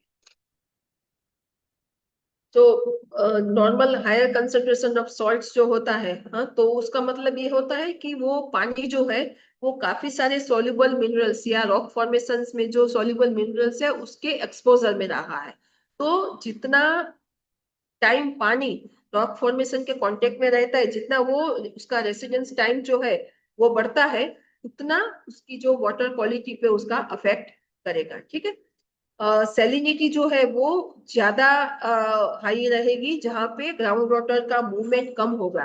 तो आपने देखा होगा कि कोई वेल या बोरवेल ऐसे एबंडेंट पड़ा है, उसमें इस्तेमाल नहीं करते हैं, तो उसका अगर आप सीधा सैंपल लेंगे ना तो उसकी टीडीएस हाई आएगी। इवन आपने मोटर जो पंपिंग वेल है उसने, अगर आपने 2 दिन वो पानी नहीं चलाया, मतलब पंपिंग स्टार्ट नहीं किया है, तो उसका भी अगर आप पहला सैंपल लेंगे ना तो उसके भी टीडीएस ज्यादा आएंगे। तो सेलिनिटी जो है वो ज्यादातर कहाँ मिलती है कि जहाँ पे ग्राउंड वाटर मूवमेंट नहीं है, क्योंकि मूवमेंट करेगा तो उसको वो रॉक कंपोजिशन, जो रॉक में जो मिनरल्स है उसके साथ रहने का इतना टाइम नहीं मिलेगा। जितना उसको रेस्टिंग टाइम मिलेगा उतनी केमिकल रिएक्शन ज्यादा होंगे। और सेलिनिटी जो है वो डेप्थ के साथ मिलती है in case of rock salinity है, मतलब रॉक में जो एलिमेंट्स अगर डाइल्यूट होकर जो सेलिनिटी क्रिएट करते हैं उसमें। बाकी सी वाटर सेलिनिटी तो एकदम से कोस्टल एरियाज में और इन वेरी शॉर्टर पीरियड में वो अफेक्ट करती है। और मिनरल्स जो डिसॉल्व होते हैं वो आयन के फॉर्म में होते हैं, कैटायन है और एनायन है। कैटायन जो है पॉजिटिवली चार्ज आयन है। तो मेजर जो कैटायन पानी में मिलते हैं वो है कैल्शियम, मैग्नीशियम और सोडियम। ओके, पोटेशियम भी होता है लेकिन वो कम होता है, कैल्शियम, मैग्नीशियम और सोडियम ज्यादा होता है। और एनायन जो है उसमें आप देखोगे तो कार्बोनेट्स है, chloride, sulphate, fluoride, nitrate and boron. तो बोरॉन भी जो है वो बेसिकली आपको कोस्टल एक्वीफर्स में ज्यादा मिलेगा। तो इस टाइप से हम फ्लोराइड जो है, तो फ्लोराइड बियरिंग स्ट्रेटा है, उस टाइप के रॉक फॉर्मेशन है तो ही आपको फ्लोराइड मिलेगा। नाइट्रेट जो है वो नाइट्रेट बियरिंग स्ट्रेटा नहीं है, लेकिन अगर आपकी फार्मिंग प्रैक्टिस ऐसी हो रही है कि जिसमें केमिकल फर्टिलाइजर्स ज्यादा इस्तेमाल करते हैं, तो वो भी आपको वहां पे नाइट्रेट का भी हमको ध्यान रखना पड़ता है। ये जो है वो डिसॉल्व कॉन्स्टिट्यूट्स जो है ये मेजरली दिया है, इसमें चेंज भी हो सकता है। तो मेजर जो हमको सोर्सेस या फिर हमको पानी में मिलता है वो एलिमेंट्स की बात है। तो मेजर एलिमेंट्स जो 5 मिलीग्राम पर लीटर से भी ज्यादा मिलते हैं, उसमें तो 5 से तो मतलब एक मिनिमम कैटेगरी दी है। सोडियम क्लोराइड वो 100, 200, 1000, मतलब अगर सी वाटर इंक्रीज हुआ है तो क्लोराइड आपको 1000 मिलीग्राम पर लीटर मिलेगा। 1 लीटर में 1000 मिलीग्राम जो है वो क्लोराइड मिलता है। तो बाइकार्बोनेट है, सिलिकॉन है, calcium, sodium, chloride, sulphate, magnesium and carbonic acid, ये सारे जो है वो मेजर एलिमेंट्स जो है वो कंस्टिट्यूट्स है जो पानी में मिलते हैं। माइनर जो है वो के 10 मिलीग्राम तक जो होते हैं वो boron, nitrate, carbonate, potassium, fluorides, francium and iron होता है। और जो ट्रेस एलिमेंट होते हैं कि लेस देन 0.1 मिलीग्राम पर लीटर है, तो काफी रेडियो एक्टिव तत्व है जैसे रेडियम है, तो ये रेडियो एक्टिव तत्व है, सिल्वर है, कोबाल्ट है, thorium, zinc, aluminium, copper, gold, lead. तो ये जो ट्रेस एलिमेंट्स है वो अगर इतनी मिनिमम मात्रा में भी है तो भी वो हेल्थ के लिए नुकसानकारक, इसलिए उसको ट्रेस एलिमेंट बोला जाता है। और नॉर्मली इंडिया में आप देखो तो कहीं पे लीड भी मिलता है, ओके, जिंक का भी इश्यू कहीं कहीं पे आता है।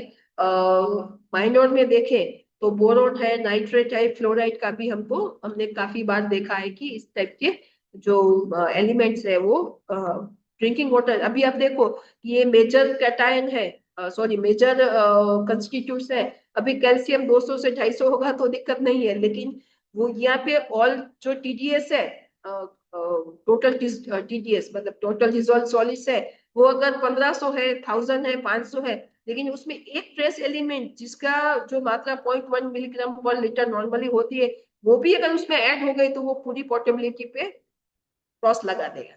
ओके, सो ये हमको समझने की जरूरत है कि टीडीएस जो है वो हमको प्राइमरी इंडिकेशन देता है, लेकिन हमको drinking water point of view से उसका डिटेल केमिकल एनालिसिस, और अगर ट्रेस एलिमेंट्स वहां पे है तो फिर हमको उसका अलग से स्पेशल एनालिसिस भी करवाना।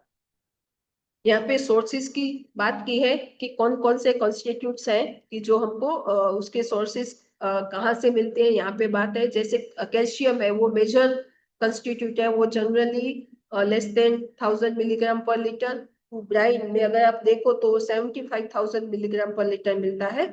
और जो भी सेडिमेंट्री रॉक्स है कि जिसमें feldspar, gypsum, calcite, dolomite, clay minerals है, एम्फीबोल्स है, उसमें कैल्शियम जो है वो मेजर कंटेंट रहता है। सिमिलरली मैग्नीशियम, कैल्शियम मैग्नीशियम साथ में रहते हैं, और calcium chloride, magnesium chloride, chloride के साथ ये आयन एक्सचेंज करते रहते हैं। तो एम्फीबोल्स है, ओलिविन है, पायरोक्सिन है, डोलोमाइट, मैग्नेसाइट, क्ले मिनरल्स में भी वो मिलते हैं। वो कैल्शियम से थोड़ा कम मात्रा में नॉर्मली उसको देखा जाता है। सोडियम जो है वो फेल्सपार है, क्ले मिनरल से इवोपोरेट्स में सोडियम मिलता है, क्योंकि हम देखें कि सॉल्ट बोलते हैं तो सॉल्ट का केमिकल फॉर्मूला वो क्या है, कंपोजिशन सोडियम क्लोराइड NaCl। तो जहाँ पे सॉल्ट आता है मतलब इवोपोरेट्स है, सॉल्ट कैसे बनता है कि जो मरीन वाटर है, ओशनिक वाटर है, उसको वो पेन्स में, सॉल्ट पेन्स में स्टोर करके रखते हैं, इवोपोरेट होने देते हैं। जो रेसिड्यूल्स होता है उसमें NaCl हमको सॉल्ट मिलता है। तो इवोपोरेट्स में नॉर्मली सॉल्ट मिलता है, और जो इंडस्ट्रियल वेस्ट होता है उसमें भी सोडियम ज्यादा होता है, और ये नॉर्मली 200 मिलीग्राम पर लीटर से कम होता है। और सी वाटर में देखें तो 10,000 मिलीग्राम पर लीटर या उससे भी ज्यादा हो जाता है। तो जब हमको सोडियम ज्यादा मिलता है तब समझने की जरूरत है कि वहां पे क्लोराइड भी ज्यादा होगा, आयन एक्सचेंज होके सोडियम क्लोराइड बन जाता है, कि जो वाटर क्वालिटी है उसको हम सलाइन फिल्म बोलते हैं। पोटेशियम है जो फेल्सपार है, ऑर्थोक्लेज है, सम माइकास है, क्ले मिनरल्स है, उसमें पोटेशियम मिलता है। ये जनरली लेस देन 10 मिलीग्राम पर लीटर होता है। तो हॉट स्प्रिंग में ये ज्यादा होता है, और ब्राइन्स में भी। सजीना बहन, तो Yes. जो सॉल्ट की खेती करते हैं सूरजबाड़ी वगैरह में, तो उसमें जनरली ये होता है कि वो बोर से पानी निकाल के पूरा जो सॉल्ट पेन्स होते हैं उसको गीला करते हैं। तो वो जो इतना जो सॉल्ट कंटेंट है वो उधर वो पर्टिकुलर उस एरिया के रॉक्स में इतना है, मतलब उसकी जो जो हमने डोमिनेंस पढ़े हैं तो वो जियोलॉजिकल डोमिनेंस में आएंगे कि उसके रॉक्स में इतना सॉल्ट कंटेंट है कि जो वो बोर से पानी निकालते हैं उसको पूरा गीला करते हैं, फिर जब वो इवेपोरेशन होता है तो फिर वो सॉल्ट बचता है। तो गीला करते हैं या पानी भर के रखते हैं? पानी भर के रखते हैं, मतलब पूरी जो बहुत पेन्स होता होती है। हैं। कौन हाँ, सी एरिया में, सॉरी, कौन सी एरिया की बात कर रहे हैं आप? मैं सूरजबाड़ी की बात करूँ जहाँ पे सॉल्ट की जो खेती होती है ना। हाँ, तो आप कच्छ में लिटिल रन में भी आप देखेंगे, तो लिटिल रन में भी जो सूरजबाड़ी या सुरेंद्र नगर का जो लिटिल रन है, वहां पे आप देखेंगे कि वहां पे पानी है लेकिन बहुत सलाइन है, क्योंकि रन का पानी है ना, तो वो ऑलमोस्ट सी वाटर जैसा ही पानी है। ओके, तो सी वाटर में क्या होता है कि उनको एकदम से कोस्ट में जाके वो पानी को अंदर लेके आना पड़ता है, और अगर हाई टाइड आई तो अदरवाइज उसमें भी दिक्कत होता है। ये लोग क्या करते हैं कि एकदम से सलाइन वाटर है नीचे, तो उस पानी को पंप करके फिर सॉल्ट पार्ट्स बना के उसमें थोड़ा जमीन पर लेके जाके वो वहां पे करता है, क्योंकि सॉल्ट में जो बाकी ऑपरेशंस होते हैं उसमें थोड़ा अगर जमीन पे पानी लेके जाते हैं तो अच्छा रहता है। तो वो बहुत हाईली सलाइन वाटर है, वो सी वाटर ही है बेसिकली। वो मतलब जो सरफेस के अंदर जो पानी है वो रॉक्स के कारण है, रॉक्स में जो मिनरल्स है उसके कारण वो पानी इतना सॉल्टी है जो ग्राउंड का है, कि सी वो वाटर, सी वाटर का है? सी वाटर इसका ही, क्योंकि इतने सालों से कच्छ की जो जमीन का जो कंपो मतलब जो निर्माण हुआ है वो सी वाटर में से जमीन बाहर आई है। ओके, सो जैसे सदर्न पार्ट जो है मांडवी मुंद्रा अबड़ासा, जो पूरा साउथ का जो पूरा कोस्ट है, तो वो वहां पे क्या है कि अभी भी समुंदर है, मतलब जमीन बाहर निकली है। लेकिन जो नॉर्दर्न पार्ट है, जो ग्रेट रन ऑफ कच्छ है, लिटिल रन ऑफ कच्छ है, वो अभी भी क्या है कि वहां से डिपोजिशन हुआ है, लेकिन वहां पे अभी भी सी वाटर का इन्फ्लुएंस है। तो इतने सालों से वहां पे जो सी वाटर में से एक तो जमीन बनी है, दूसरा है कि सी वाटर का अभी भी जो कोरी क्रीक है वहां से साल में एक दो बार पानी आ जाता है, और फिर पानी एक बार आ जाता है क्योंकि बहुत जो उसकी आरएल की बात करें ना, मीन सी लेवल से हाइट बहुत कम है, तो पानी एक बार आ जाता है वापस नहीं जाता, तो वहां पे सालों से जो है वो सॉल्ट डिपोजिट होते रहते हैं। तो नॉर्मली भी आप कच्छ के रंग में जाओ तो आपको व्हाइट डेजर्ट क्यों बोलते हैं? व्हाइट क्या है? व्हाइट बेसिकली सॉल्ट है। सो हम एनाइंस की बात करें तो जो कार्बोनेट्स है वो कार्बोनेट्स दोनों ही, मतलब कार्बोनेट बोलो या बाइकार्बोनेट, दोनों कार्बोनेट्स की तरह ट्रीट होते हैं। और लाइमस्टोन और डोलोमाइट, मतलब अगर आप सौराष्ट्र के कोस्टल पार्ट में जाओ कि जहाँ पे मिलियोलाइट है या लाइमस्टोन है, तो वहां पे आपको ज्यादातर मात्रा में कार्बोनेट्स मिलेंगे। वो कार्बोनेट जो है वो नॉर्मली 10 मिलीग्राम पर लीटर की फॉर्म में रहता है, लेकिन बाइकार्बोनेट ज्यादा स्टेबल है और वो 500 मिलीग्राम पर लीटर में आपको मिलता है।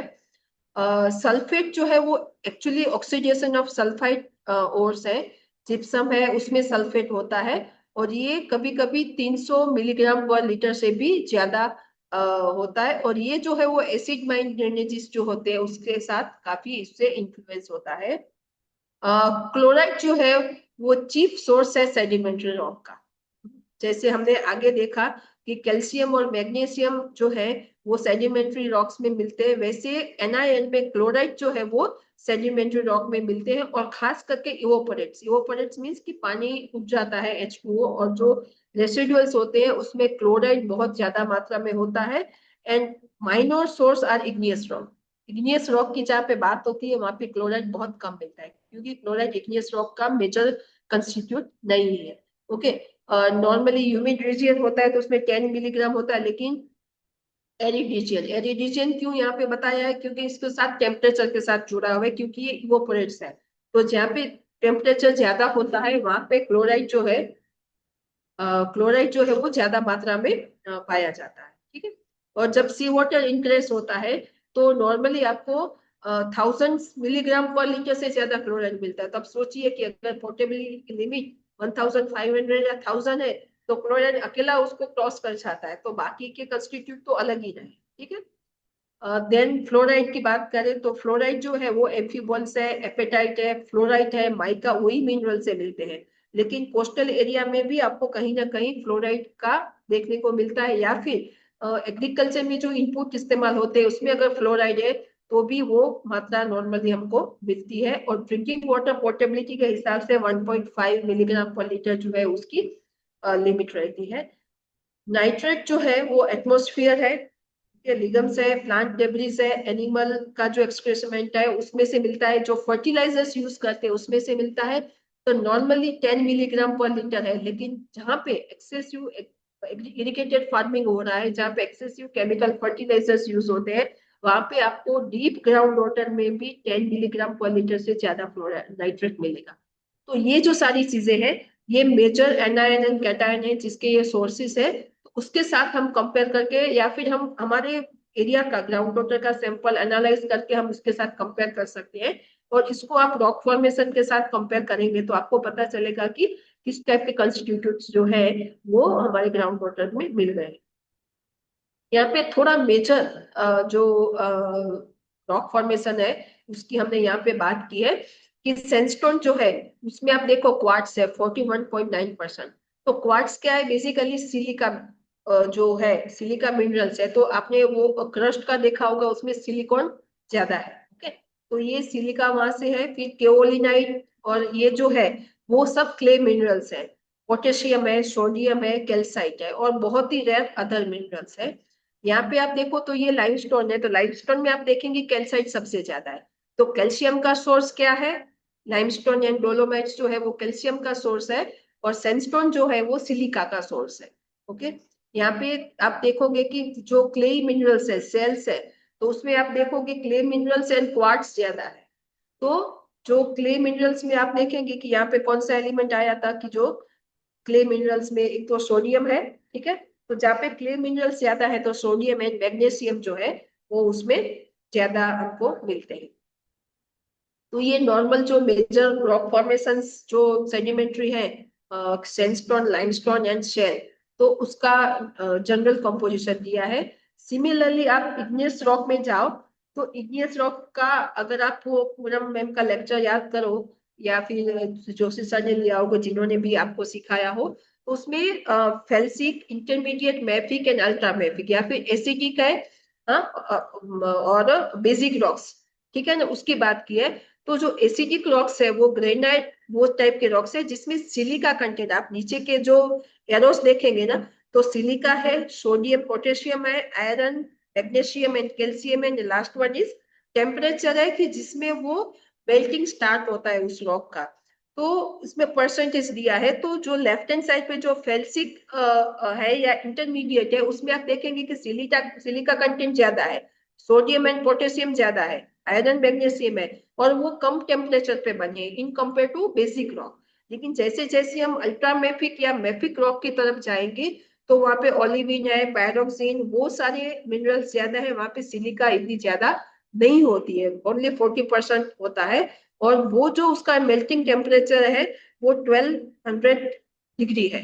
ओके, सो जब वो मिनरल्स ही 1200 डिग्री पे मेल्ट होते हैं तो आप समझ लीजिए कि इग्नियस रॉक में नॉर्मली आपको वाटर क्वालिटी अच्छी मिलती है। क्यों मिलती है?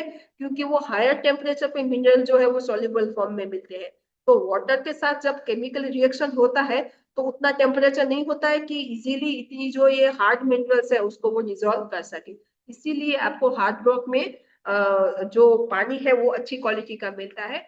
ओनली थिंग इज दैट कि कोई ट्रेस एलिमेंट है कि जो बहुत कम मात्रा में भी डाइल्यूट होता है ना, तो भी आपकी पोर्टेबिलिटी इंडाइसिस के साथ वो फिट नहीं बैठता है। तो हार्ड रॉक में नॉर्मली ट्रेस एलिमेंट को ही देखने की जरूरत होती है। नॉर्मल जो कैल्शियम, मैग्नीशियम या सोडियम या एनाइंस, कैटाइंस, जो मेजर कैटाइन एनाइंस है उसमें कोई दिक्कत होती नहीं।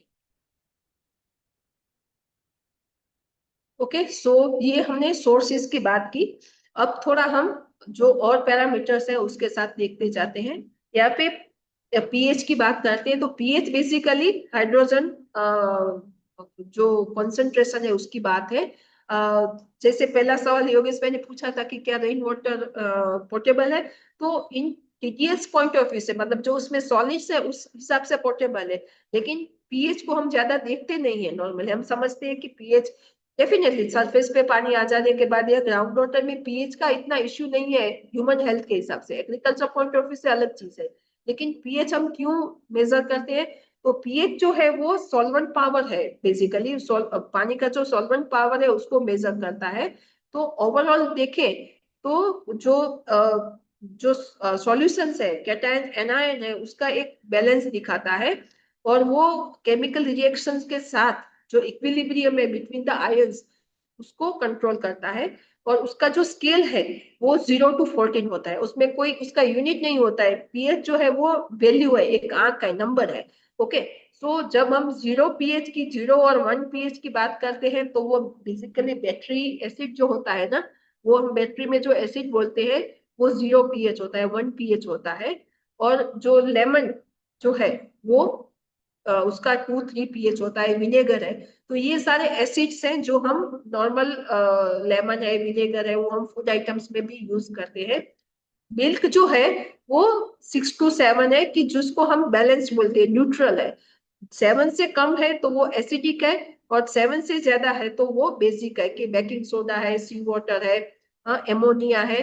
तो ये जो है वो बेसिक स्टेट में होते हैं। तो 7 से ज्यादा है तो बेसिक है। जो पानी बेसिक है वहां पे ज्यादा केमिकल रिएक्शंस नहीं होते हैं।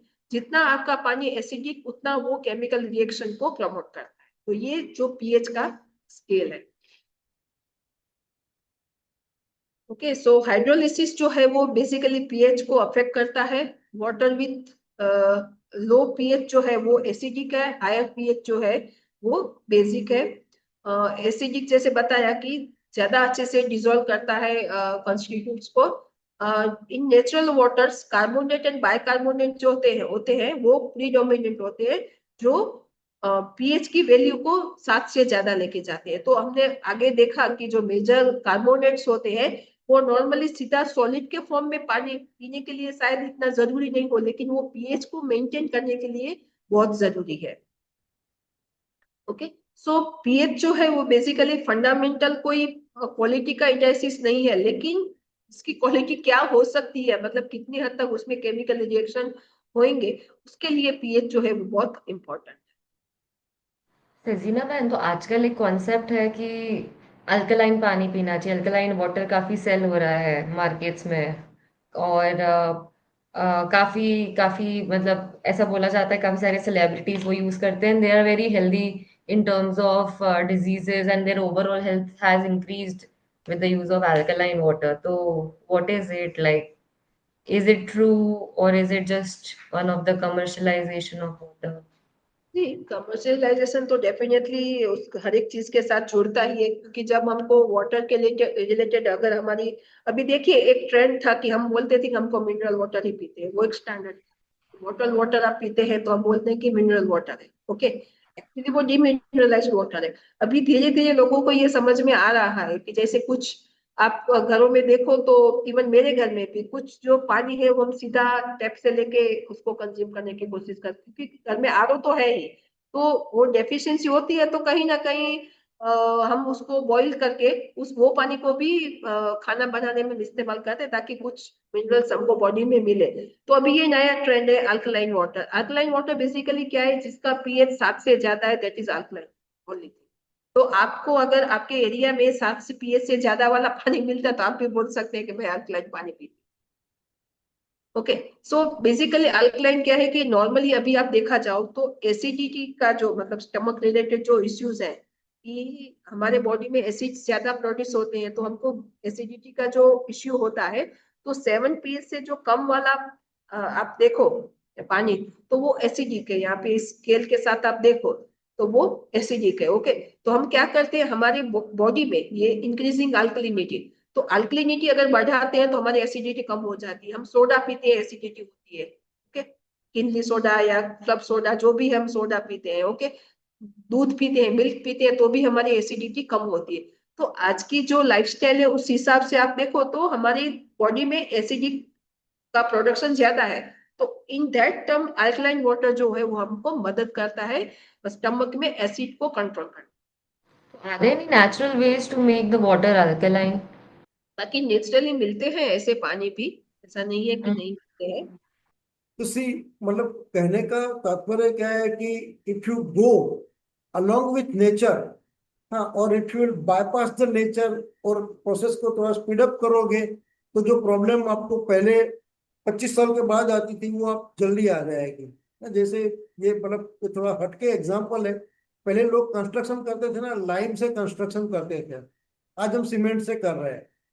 हाँ, सीमेंट भी तो लाइम से बनता है, लेकिन पहले वो लाइम लाइम में से सीमेंट नेचुरली बनने में इट वाज टेकिंग टाइम। तो हमारी जो बहुत बहुत पुरानी बिल्डिंग की 300-400 साल चलती थी। हमने क्या किया, वो जो टाइम पीरियड है उसको प्रोसेस करके बहुत कम कर दिया, इसलिए हमारी सीमेंट से बनी वाली बिल्डिंग 35-40 साल में कोलैप्स हो जाती है। तो exactly the same thing happening over here, कि भाई जो चीज नेचुरल इकोसिस्टम के साथ अलाइन है ना, उसके साथ एक इक्विलिब्रियम में काम कर रही है, उसको बाईपास करोगे तो दूसरी चीज उससे जल्दी आ जाएगी आपके पास में। और ये धीरे धीरे करके ये पूरा जैसे होता है ना, इवोल्यूशन, लाइफ का इवोल्यूशन होता है ना, ऐसे अडोप्ट, कोई चीज अडोप्ट हो गई, कोई चीज अडोप्ट नहीं हुई तो लोग मर जाएंगे। जो लाइफ में मर जाएगी, अडोप्ट किया तो मॉडिफाई करता जाएगा, मॉडिफाई करते करते जो third fourth fifth seventh generation जो है वो उसका उसके आदी हो जाएगी। तो दिस इज लाइक दैट।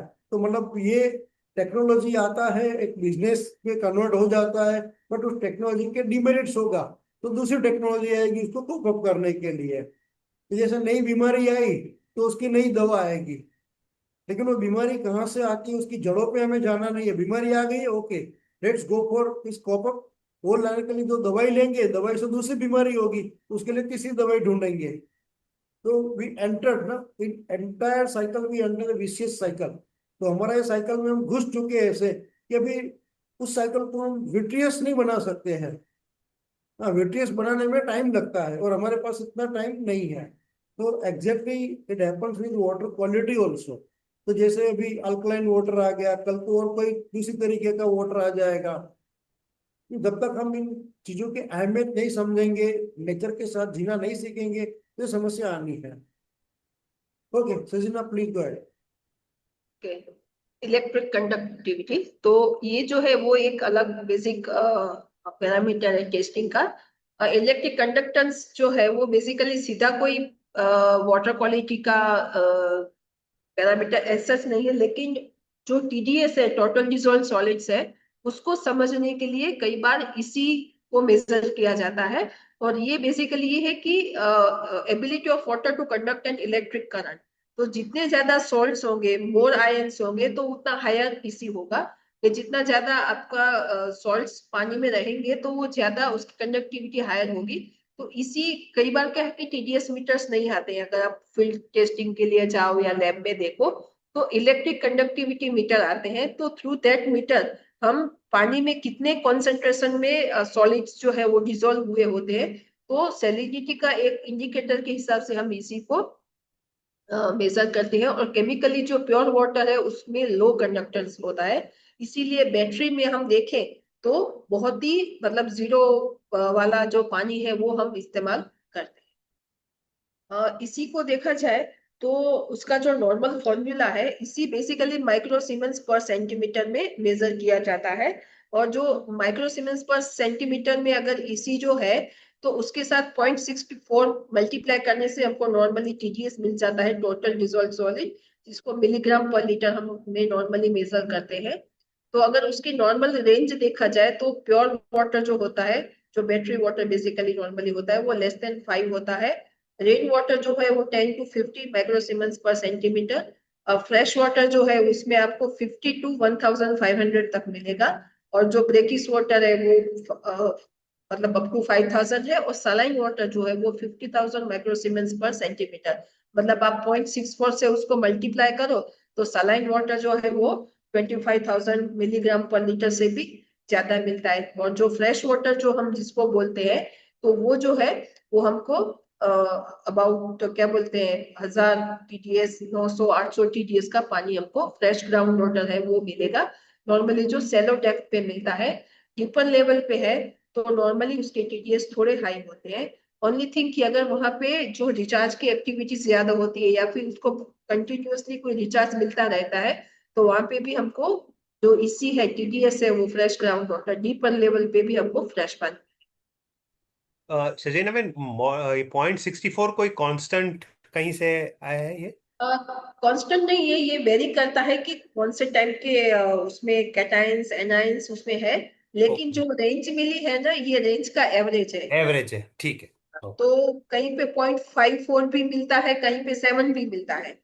लेकिन वाइडली जो है वो अगर आप इसी को मेजर करते हैं तो widely you can use this ठीक ठीक। तो आप ले सकते हैं।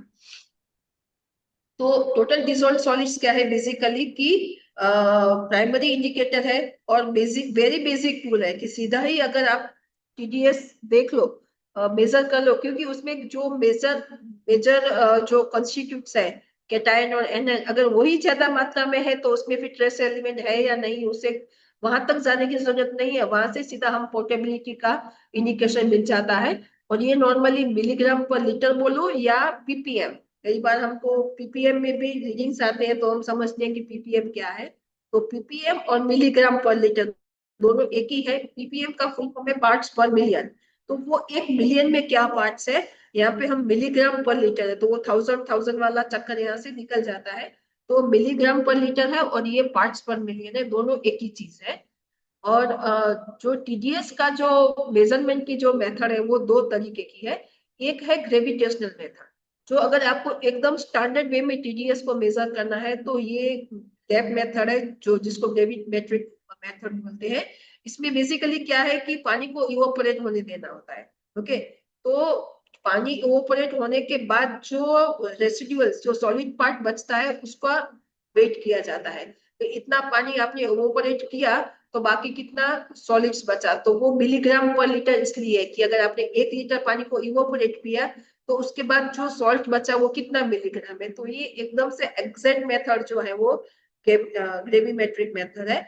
एंड अनदर जो मेथड है वो नॉर्मली अभी टीडीएस मीटर भी आते हैं, लेकिन उससे भी ज्यादा रिलायबल जो मेथड है वो इलेक्ट्रिक कंडक्टिविटी की है, कि आप इसी को मेजर करो उसके बाद आप टीडीएस को मेजर करो। तो ये जो 2 प्रचलित पद्धति है टीडीएस को मेजर करने की।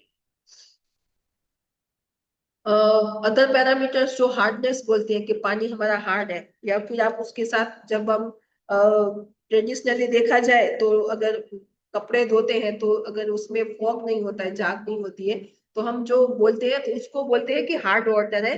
तो जहाँ पे कैल्शियम एंड मैग्नीशियम जो है वो ज्यादा है, तो कैल्शियम मैग्नीशियम दोनों जो है वो पानी के हार्डनेस को कंट्रीब्यूट करती है। अल्कलिनिटी का अभी हमने डिस्कशन किया कि ये बेसिकली न्यूट्रल करता है एसिड्स को। और कार्बोनेट और बाइकार्बोनेट मतलब हाइड्रोक्साइड आयन से है, जो H+ आयन है, प्लस वाले आयन है वो एसिडिक है, OH वाले आयन जो है वो बेसिक है। सो जितना OH कार्बोनेट्स अगर उसमें ज्यादा है, इसीलिए योगेश मैंने बोला ना अल्कलाइन बनाना है तो आप उसमें सोडा मिला, सोडा बेसिकली क्या है, कार्बोनेट है। तो वो जो है वो एसिड को न्यूट्रलाइज करता है, तो उसको अल्कलिनिटी बोलते हैं।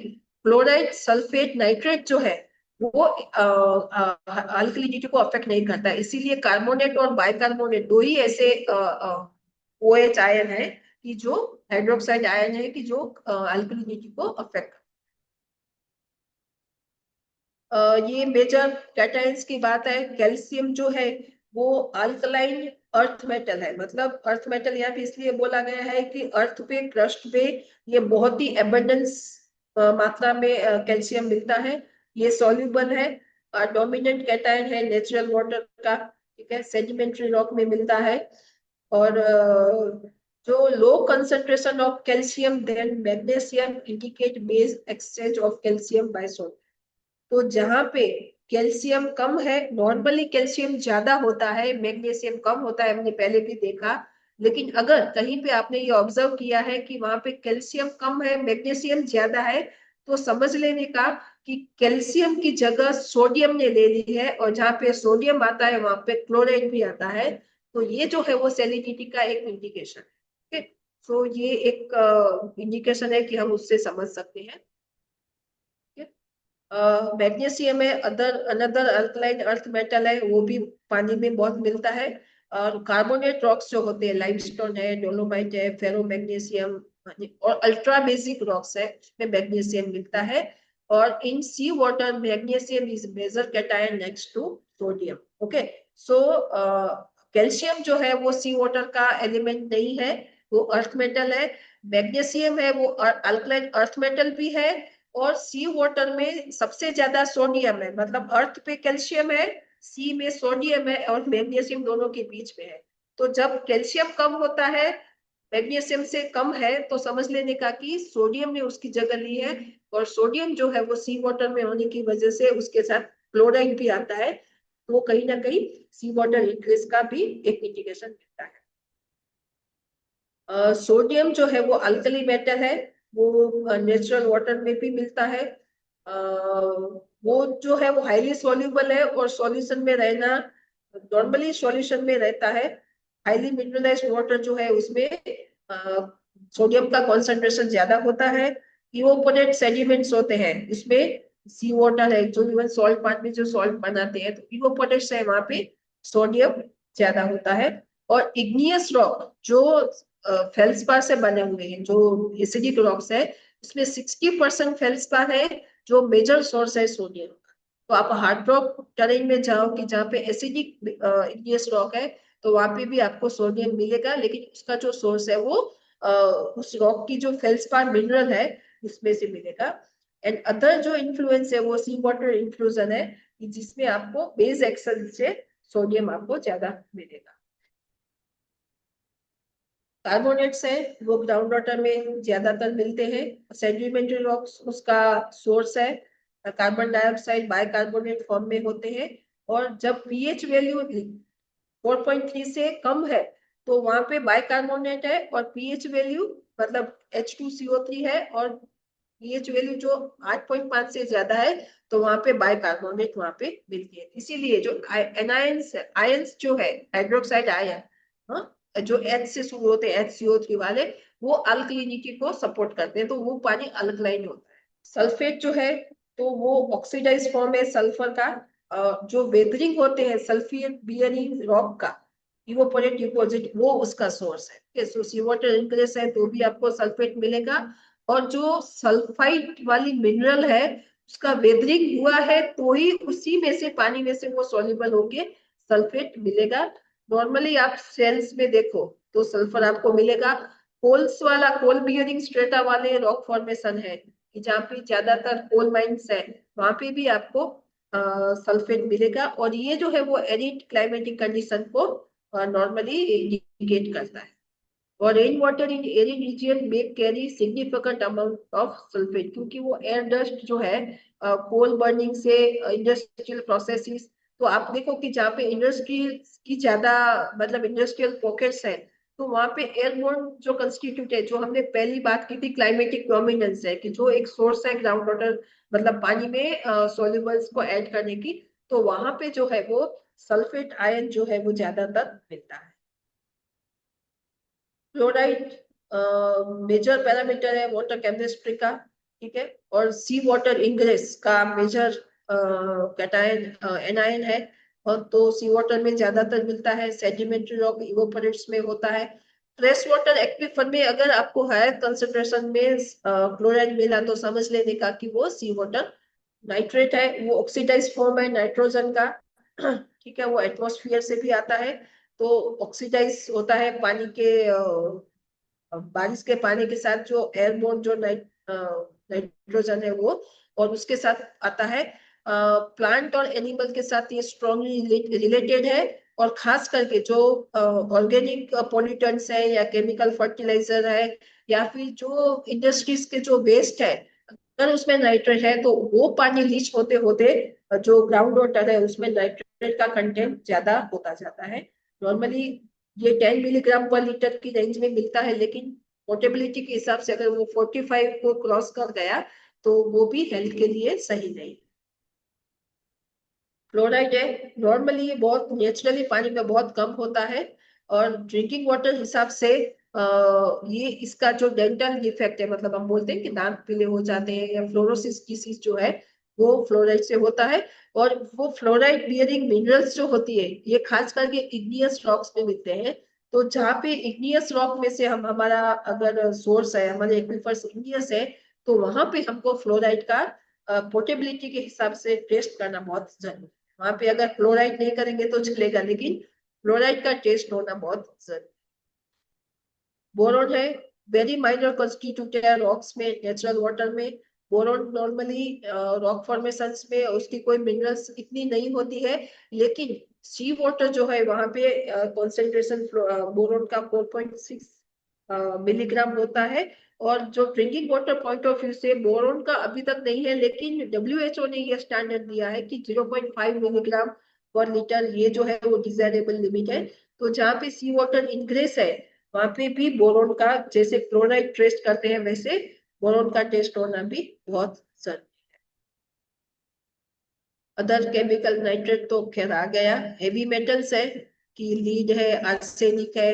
आर्सेनिक आप देखो कि बिहार की तरफ जो मेटामॉर्फिक रॉक्स है, हाँ, तो वहां पे आर्सेनिक है, कैडमियम, मर्क्यूरी, तो ऐसे जो एनवायरमेंटल और हेल्थ कंसर्न है, तो ऐसे हेवी मेटल्स अगर वहां पे उस टाइप के रॉक फॉर्मेशंस है तो वो टेस्ट करना जरूरी है। एंड अनदर वन की जो हमारे कंट्रोल में जो पॉल्यूटेंट्स है, पेस्टिसाइड्स और फार्मास्यूटिकल कंपनीज का जो एफ्लुएंस होता है, वेस्टेज होता है, एग्रीकल्चर हायर लेवल पे आप देखो, पंजाब में आप देखो तो वहाँ पे कैंसर बहुत ज्यादा तर मिलता है, ठीक है ना। तो क्यों वहाँ पे जो केमिकल फर्टिलाइजर की जो ग्रीन रिवॉल्यूशन से इरिगेटेड फार्मिंग और जिसमें बहुत मात्रा में जो केमिकल फर्टिलाइजर यूज किए, तो वो उसके साथ ग्राउंड वाटर में गया, ग्राउंड वाटर से वही वापस प्रोडक्शन हुआ, तो वो जो है वो एक फूड चेन में आ गया है वहाँ पे फर्टिलाइजर्स। तो इसकी वजह से वही फूड खाने से वो ह्यूमन बॉडी के धीरे धीरे बॉडी में जाके वो कैंसर जैसी बीमारी को भी लेके आता है। तो ये जो पेस्टिसाइड्स है वो जब फूड चेन में आ जाते हैं, पानी तक है तो ठीक है, लेकिन फूड चेन में आ जाते हैं तो फिर ओवरऑल एक मास स्केल में जो है वो हेल्थ हजार्ड क्रिएट करता है। डिजोल्व गैसेस है, इसका ज्यादातर इतना नहीं होता, लेकिन मीथेन जो है वो सर्टेन जियोलॉजिकल कंडीशन में डीप एक्वीफर में जो गैस रिलीज होता है तो वो वहां पे अफेक्ट करता है। जहाँ पे ये नॉर्मली क्या होता है कि ऑयल एंड गैस इंडस्ट्रीज होती है, वहां पे मीथेन नॉर्मली पाया जाता है। सेलिनिटी इंडेक्स, इस पे हम अलग से बात भी करेंगे, और काफी जब वाटर टेबल फ्लक्चुएशन की बात करते थे, एक्वीफर को समझते थे, तो वहां पे भी हमने काफी बार सी वाटर इंडेक्स को हमने समझने की कोशिश की है।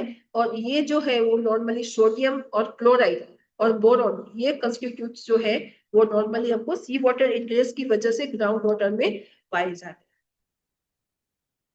बायोलॉजिकल जो माइक्रोबियल कंटामिनेशन है, कोई इकोली बैक्टीरिया है, कॉलीफॉर्म बैक्टीरिया है, तो जैसे पहले हमने बात की कि ये ऑफेंडिफिकेशन है, ह्यूमन वेस्ट है, एनिमल का वेस्ट है, उसके साथ वो माइक्रो ऑर्गेनिजम्स जो है वो सरफेस वाटर में या फिर एकदम से सैलो वेल्स है, तो वहां पे अगर वहां से पानी को लेके कंज्यूम किया जाता है तो वहां पे ये बायोलॉजिकल जो कंटामिनेशन है वो हमको देखने पड़ते हैं, और खास करके मानसून के टाइम में, क्योंकि बारिश के वो पूरा हर जगह पे फैल जाता है, लिस्ट हो जाता है, तो वहां पे ये देखने की बहुत खास जरूरत। पॉल्यूटेंट की बात है, ओके। बायोलॉजिकल पैरामीटर्स जो हम टेस्ट करते हैं उसमें हम बीओडी सीओडी मतलब बायोकेमिकल ऑक्सीजन डिमांड क्या है, केमिकल ऑक्सीजन डिमांड क्या है, और डीजल ऑक्सीजन क्या है, ये 3 पैरामीटर हम नॉर्मली चेक करते हैं।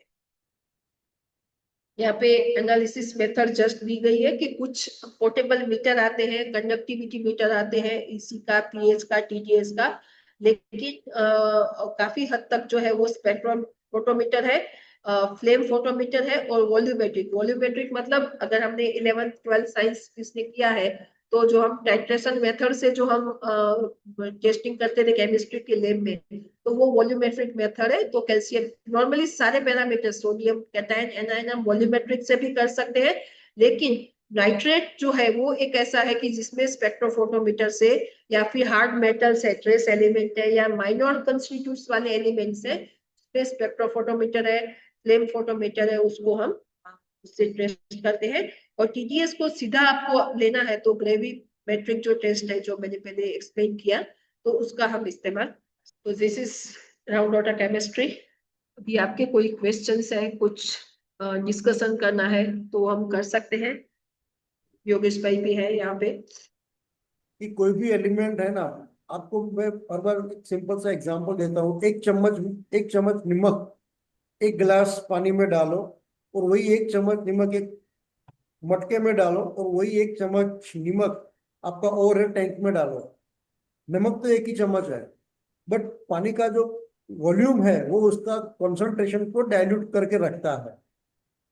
हाँ, तो जो भी हम, तो इसका सीधा संबंध ये है कि जितना पानी बढ़ेगा उतना कंसंट्रेशन डाइल्यूट होगा, तो पानी कम होगा तो कंसंट्रेशन और एग्रेसिव होगा।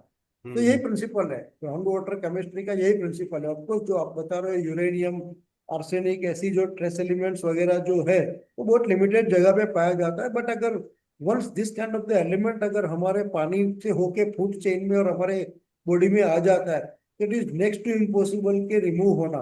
बट जो होता है ना, प्रकृति का जो सिद्धांत है, प्रकृति का सिद्धांत क्या है कि वो कुछ अपने आप नहीं करती है, हम ही करते हैं, हमारा कंस्ट्रक्शन भी हम करते हैं, डिस्ट्रक्शन भी हम ही कर रहे हैं।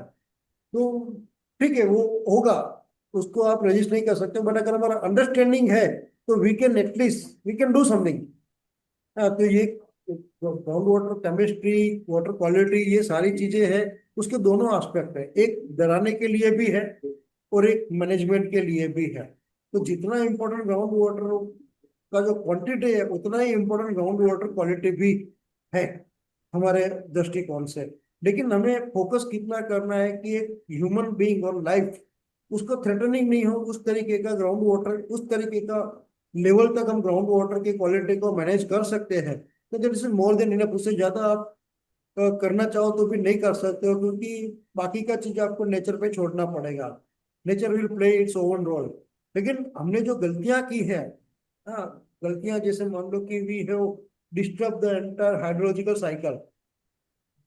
हाँ, हाइड्रोलॉजिकल साइकिल को डिस्टर्ब किया तो ये सारी समस्याएं एक दूसरे के साथ लिंक बनाते हुए हमारे सामने आ रही है। कहीं उसकी शुरुआत 50 साल पहले हुई थी, तो आज आज से हम शुरुआत करेंगे तो शायद आने वाले 50 नहीं तो 60-70 साल में तो कुछ हम इम्प्रूवमेंट कर पाएंगे। बट इन चीजों को ध्यान में रखना बहुत जरूरी है जब हम बात करते हैं तो। एंड मैं ये नहीं बोल रहा हूँ कि आपको पूरा का पूरा ग्राउंड वाटर केमिस्ट्री आना चाहिए, बट आपका एक लेवल का सेंसिटिविटी जरूर होना चाहिए। और सेंसिटिविटी अगर आता है तो आप उसका एक प्रैक्टिकल डिसीजन, ना प्रैक्टिकल प्लानिंग कर सकते हो। क्योंकि अभी मैं देख रहा हूँ कि ग्राउंड वाटर क्वालिटी, जैसे ग्राउंड वाटर के बारे में मिथ्स पर ना, it is invisible, the this quality is also an invisible element. In case of water quality आपको दिखेगी नहीं, वो भी इनविजिबल है ग्राउंड वाटर की तरह। तो इसीलिए आप जो बनाना चाहते हो उसको भगवान भी बना सकते हो, शैतान भी बना सकते हो। और अगर आपको किसी चीज का डर है तो आप उसको शैतान बना के सामने रख दो, डर नहीं है तो भगवान बना के पूजा कर लो। तो यही दो डायमेंशन इसके रहते हैं। तो ग्राउंड वाटर क्वालिटी में और ज्यादातर सेफर साइड क्या है कि भाई ग्राउंड वाटर समझ नहीं पा रहे हैं और उसमें क्वालिटी आपने डाल दिया तो वो तो और भी और कॉम्प्लेक्स हो गया। तो छोड़ो ना, कौन इतना माथापच्ची करेगा। बेटर है कि एक तालाब बना दिया, सरफेस पे पानी ले लिया, अच्छे फोटो खींच गए, हमने वाटर हार्वेस्टिंग कर लिया। But that is not enough इस पूरी प्रक्रिया में। दैट्स व्हाई हमारा जो पार्टिसिपेटरी ग्राउंड वाटर मैनेजमेंट की जब बात करते हैं, इसीलिए हम लोग कभी भी क्वांटिटी की बात नहीं कर रहे हैं। पानी तो सब जगह पे अवेलेबल है, पानी का स्कैर्सिटी नहीं है वैसे देखा जाए तो। आप आपके गांव का भी हिसाब लगा के देखिए, छोटा सा गांव का भी हिसाब लगा के देखिए, तो जो जरूरत का पानी है वो पृथ्वी के हर एक स्क्वायर मीटर पे अवेलेबल है। प्रॉब्लम ये है कि हम उसको अच्छे से मैनेज नहीं कर पा रहे हैं, क्योंकि मैनेज इसलिए नहीं कर पा रहे कि हमको उसका साइंस पता नहीं, उसकी अंडरस्टैंडिंग हमारे पास नहीं है। इसीलिए जो अंडरस्टैंडिंग हम पे थोपी गई है उसको ही लेके हम ज्यादातर आर्ग्यूमेंट करते रहते हैं, उसी डायलेमा में हम फंसे रहते हैं। तो I think it was good. इसका सेकंड पार्ट भी है लेकिन हमारा ब्रेक हो रहा है, तो जल्दबाजी नहीं करेंगे समझने में। डरना नहीं है, इसको हमें इस तरीके से लेना है ताकि वो हमको सेंसिबल डरना बनाए मना है। और हमारे डिसीजंस लेने में हमको उपयोग में आए। और we can facilitate with this knowledge system. हाँ, हमारी प्लानिंग प्रक्रिया को, हमारे डिसीजन मेकिंग सिस्टम को हम थोड़ा और इम्प्रूव कर पाए इसको समझ के।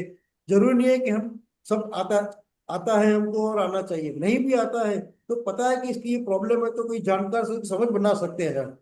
हाँ, हमें समझ कैसे बनानी है वो सीखना जरूरी है, हम समझे उसकी तुलना में। हम्म। तो with this and I think can we close this.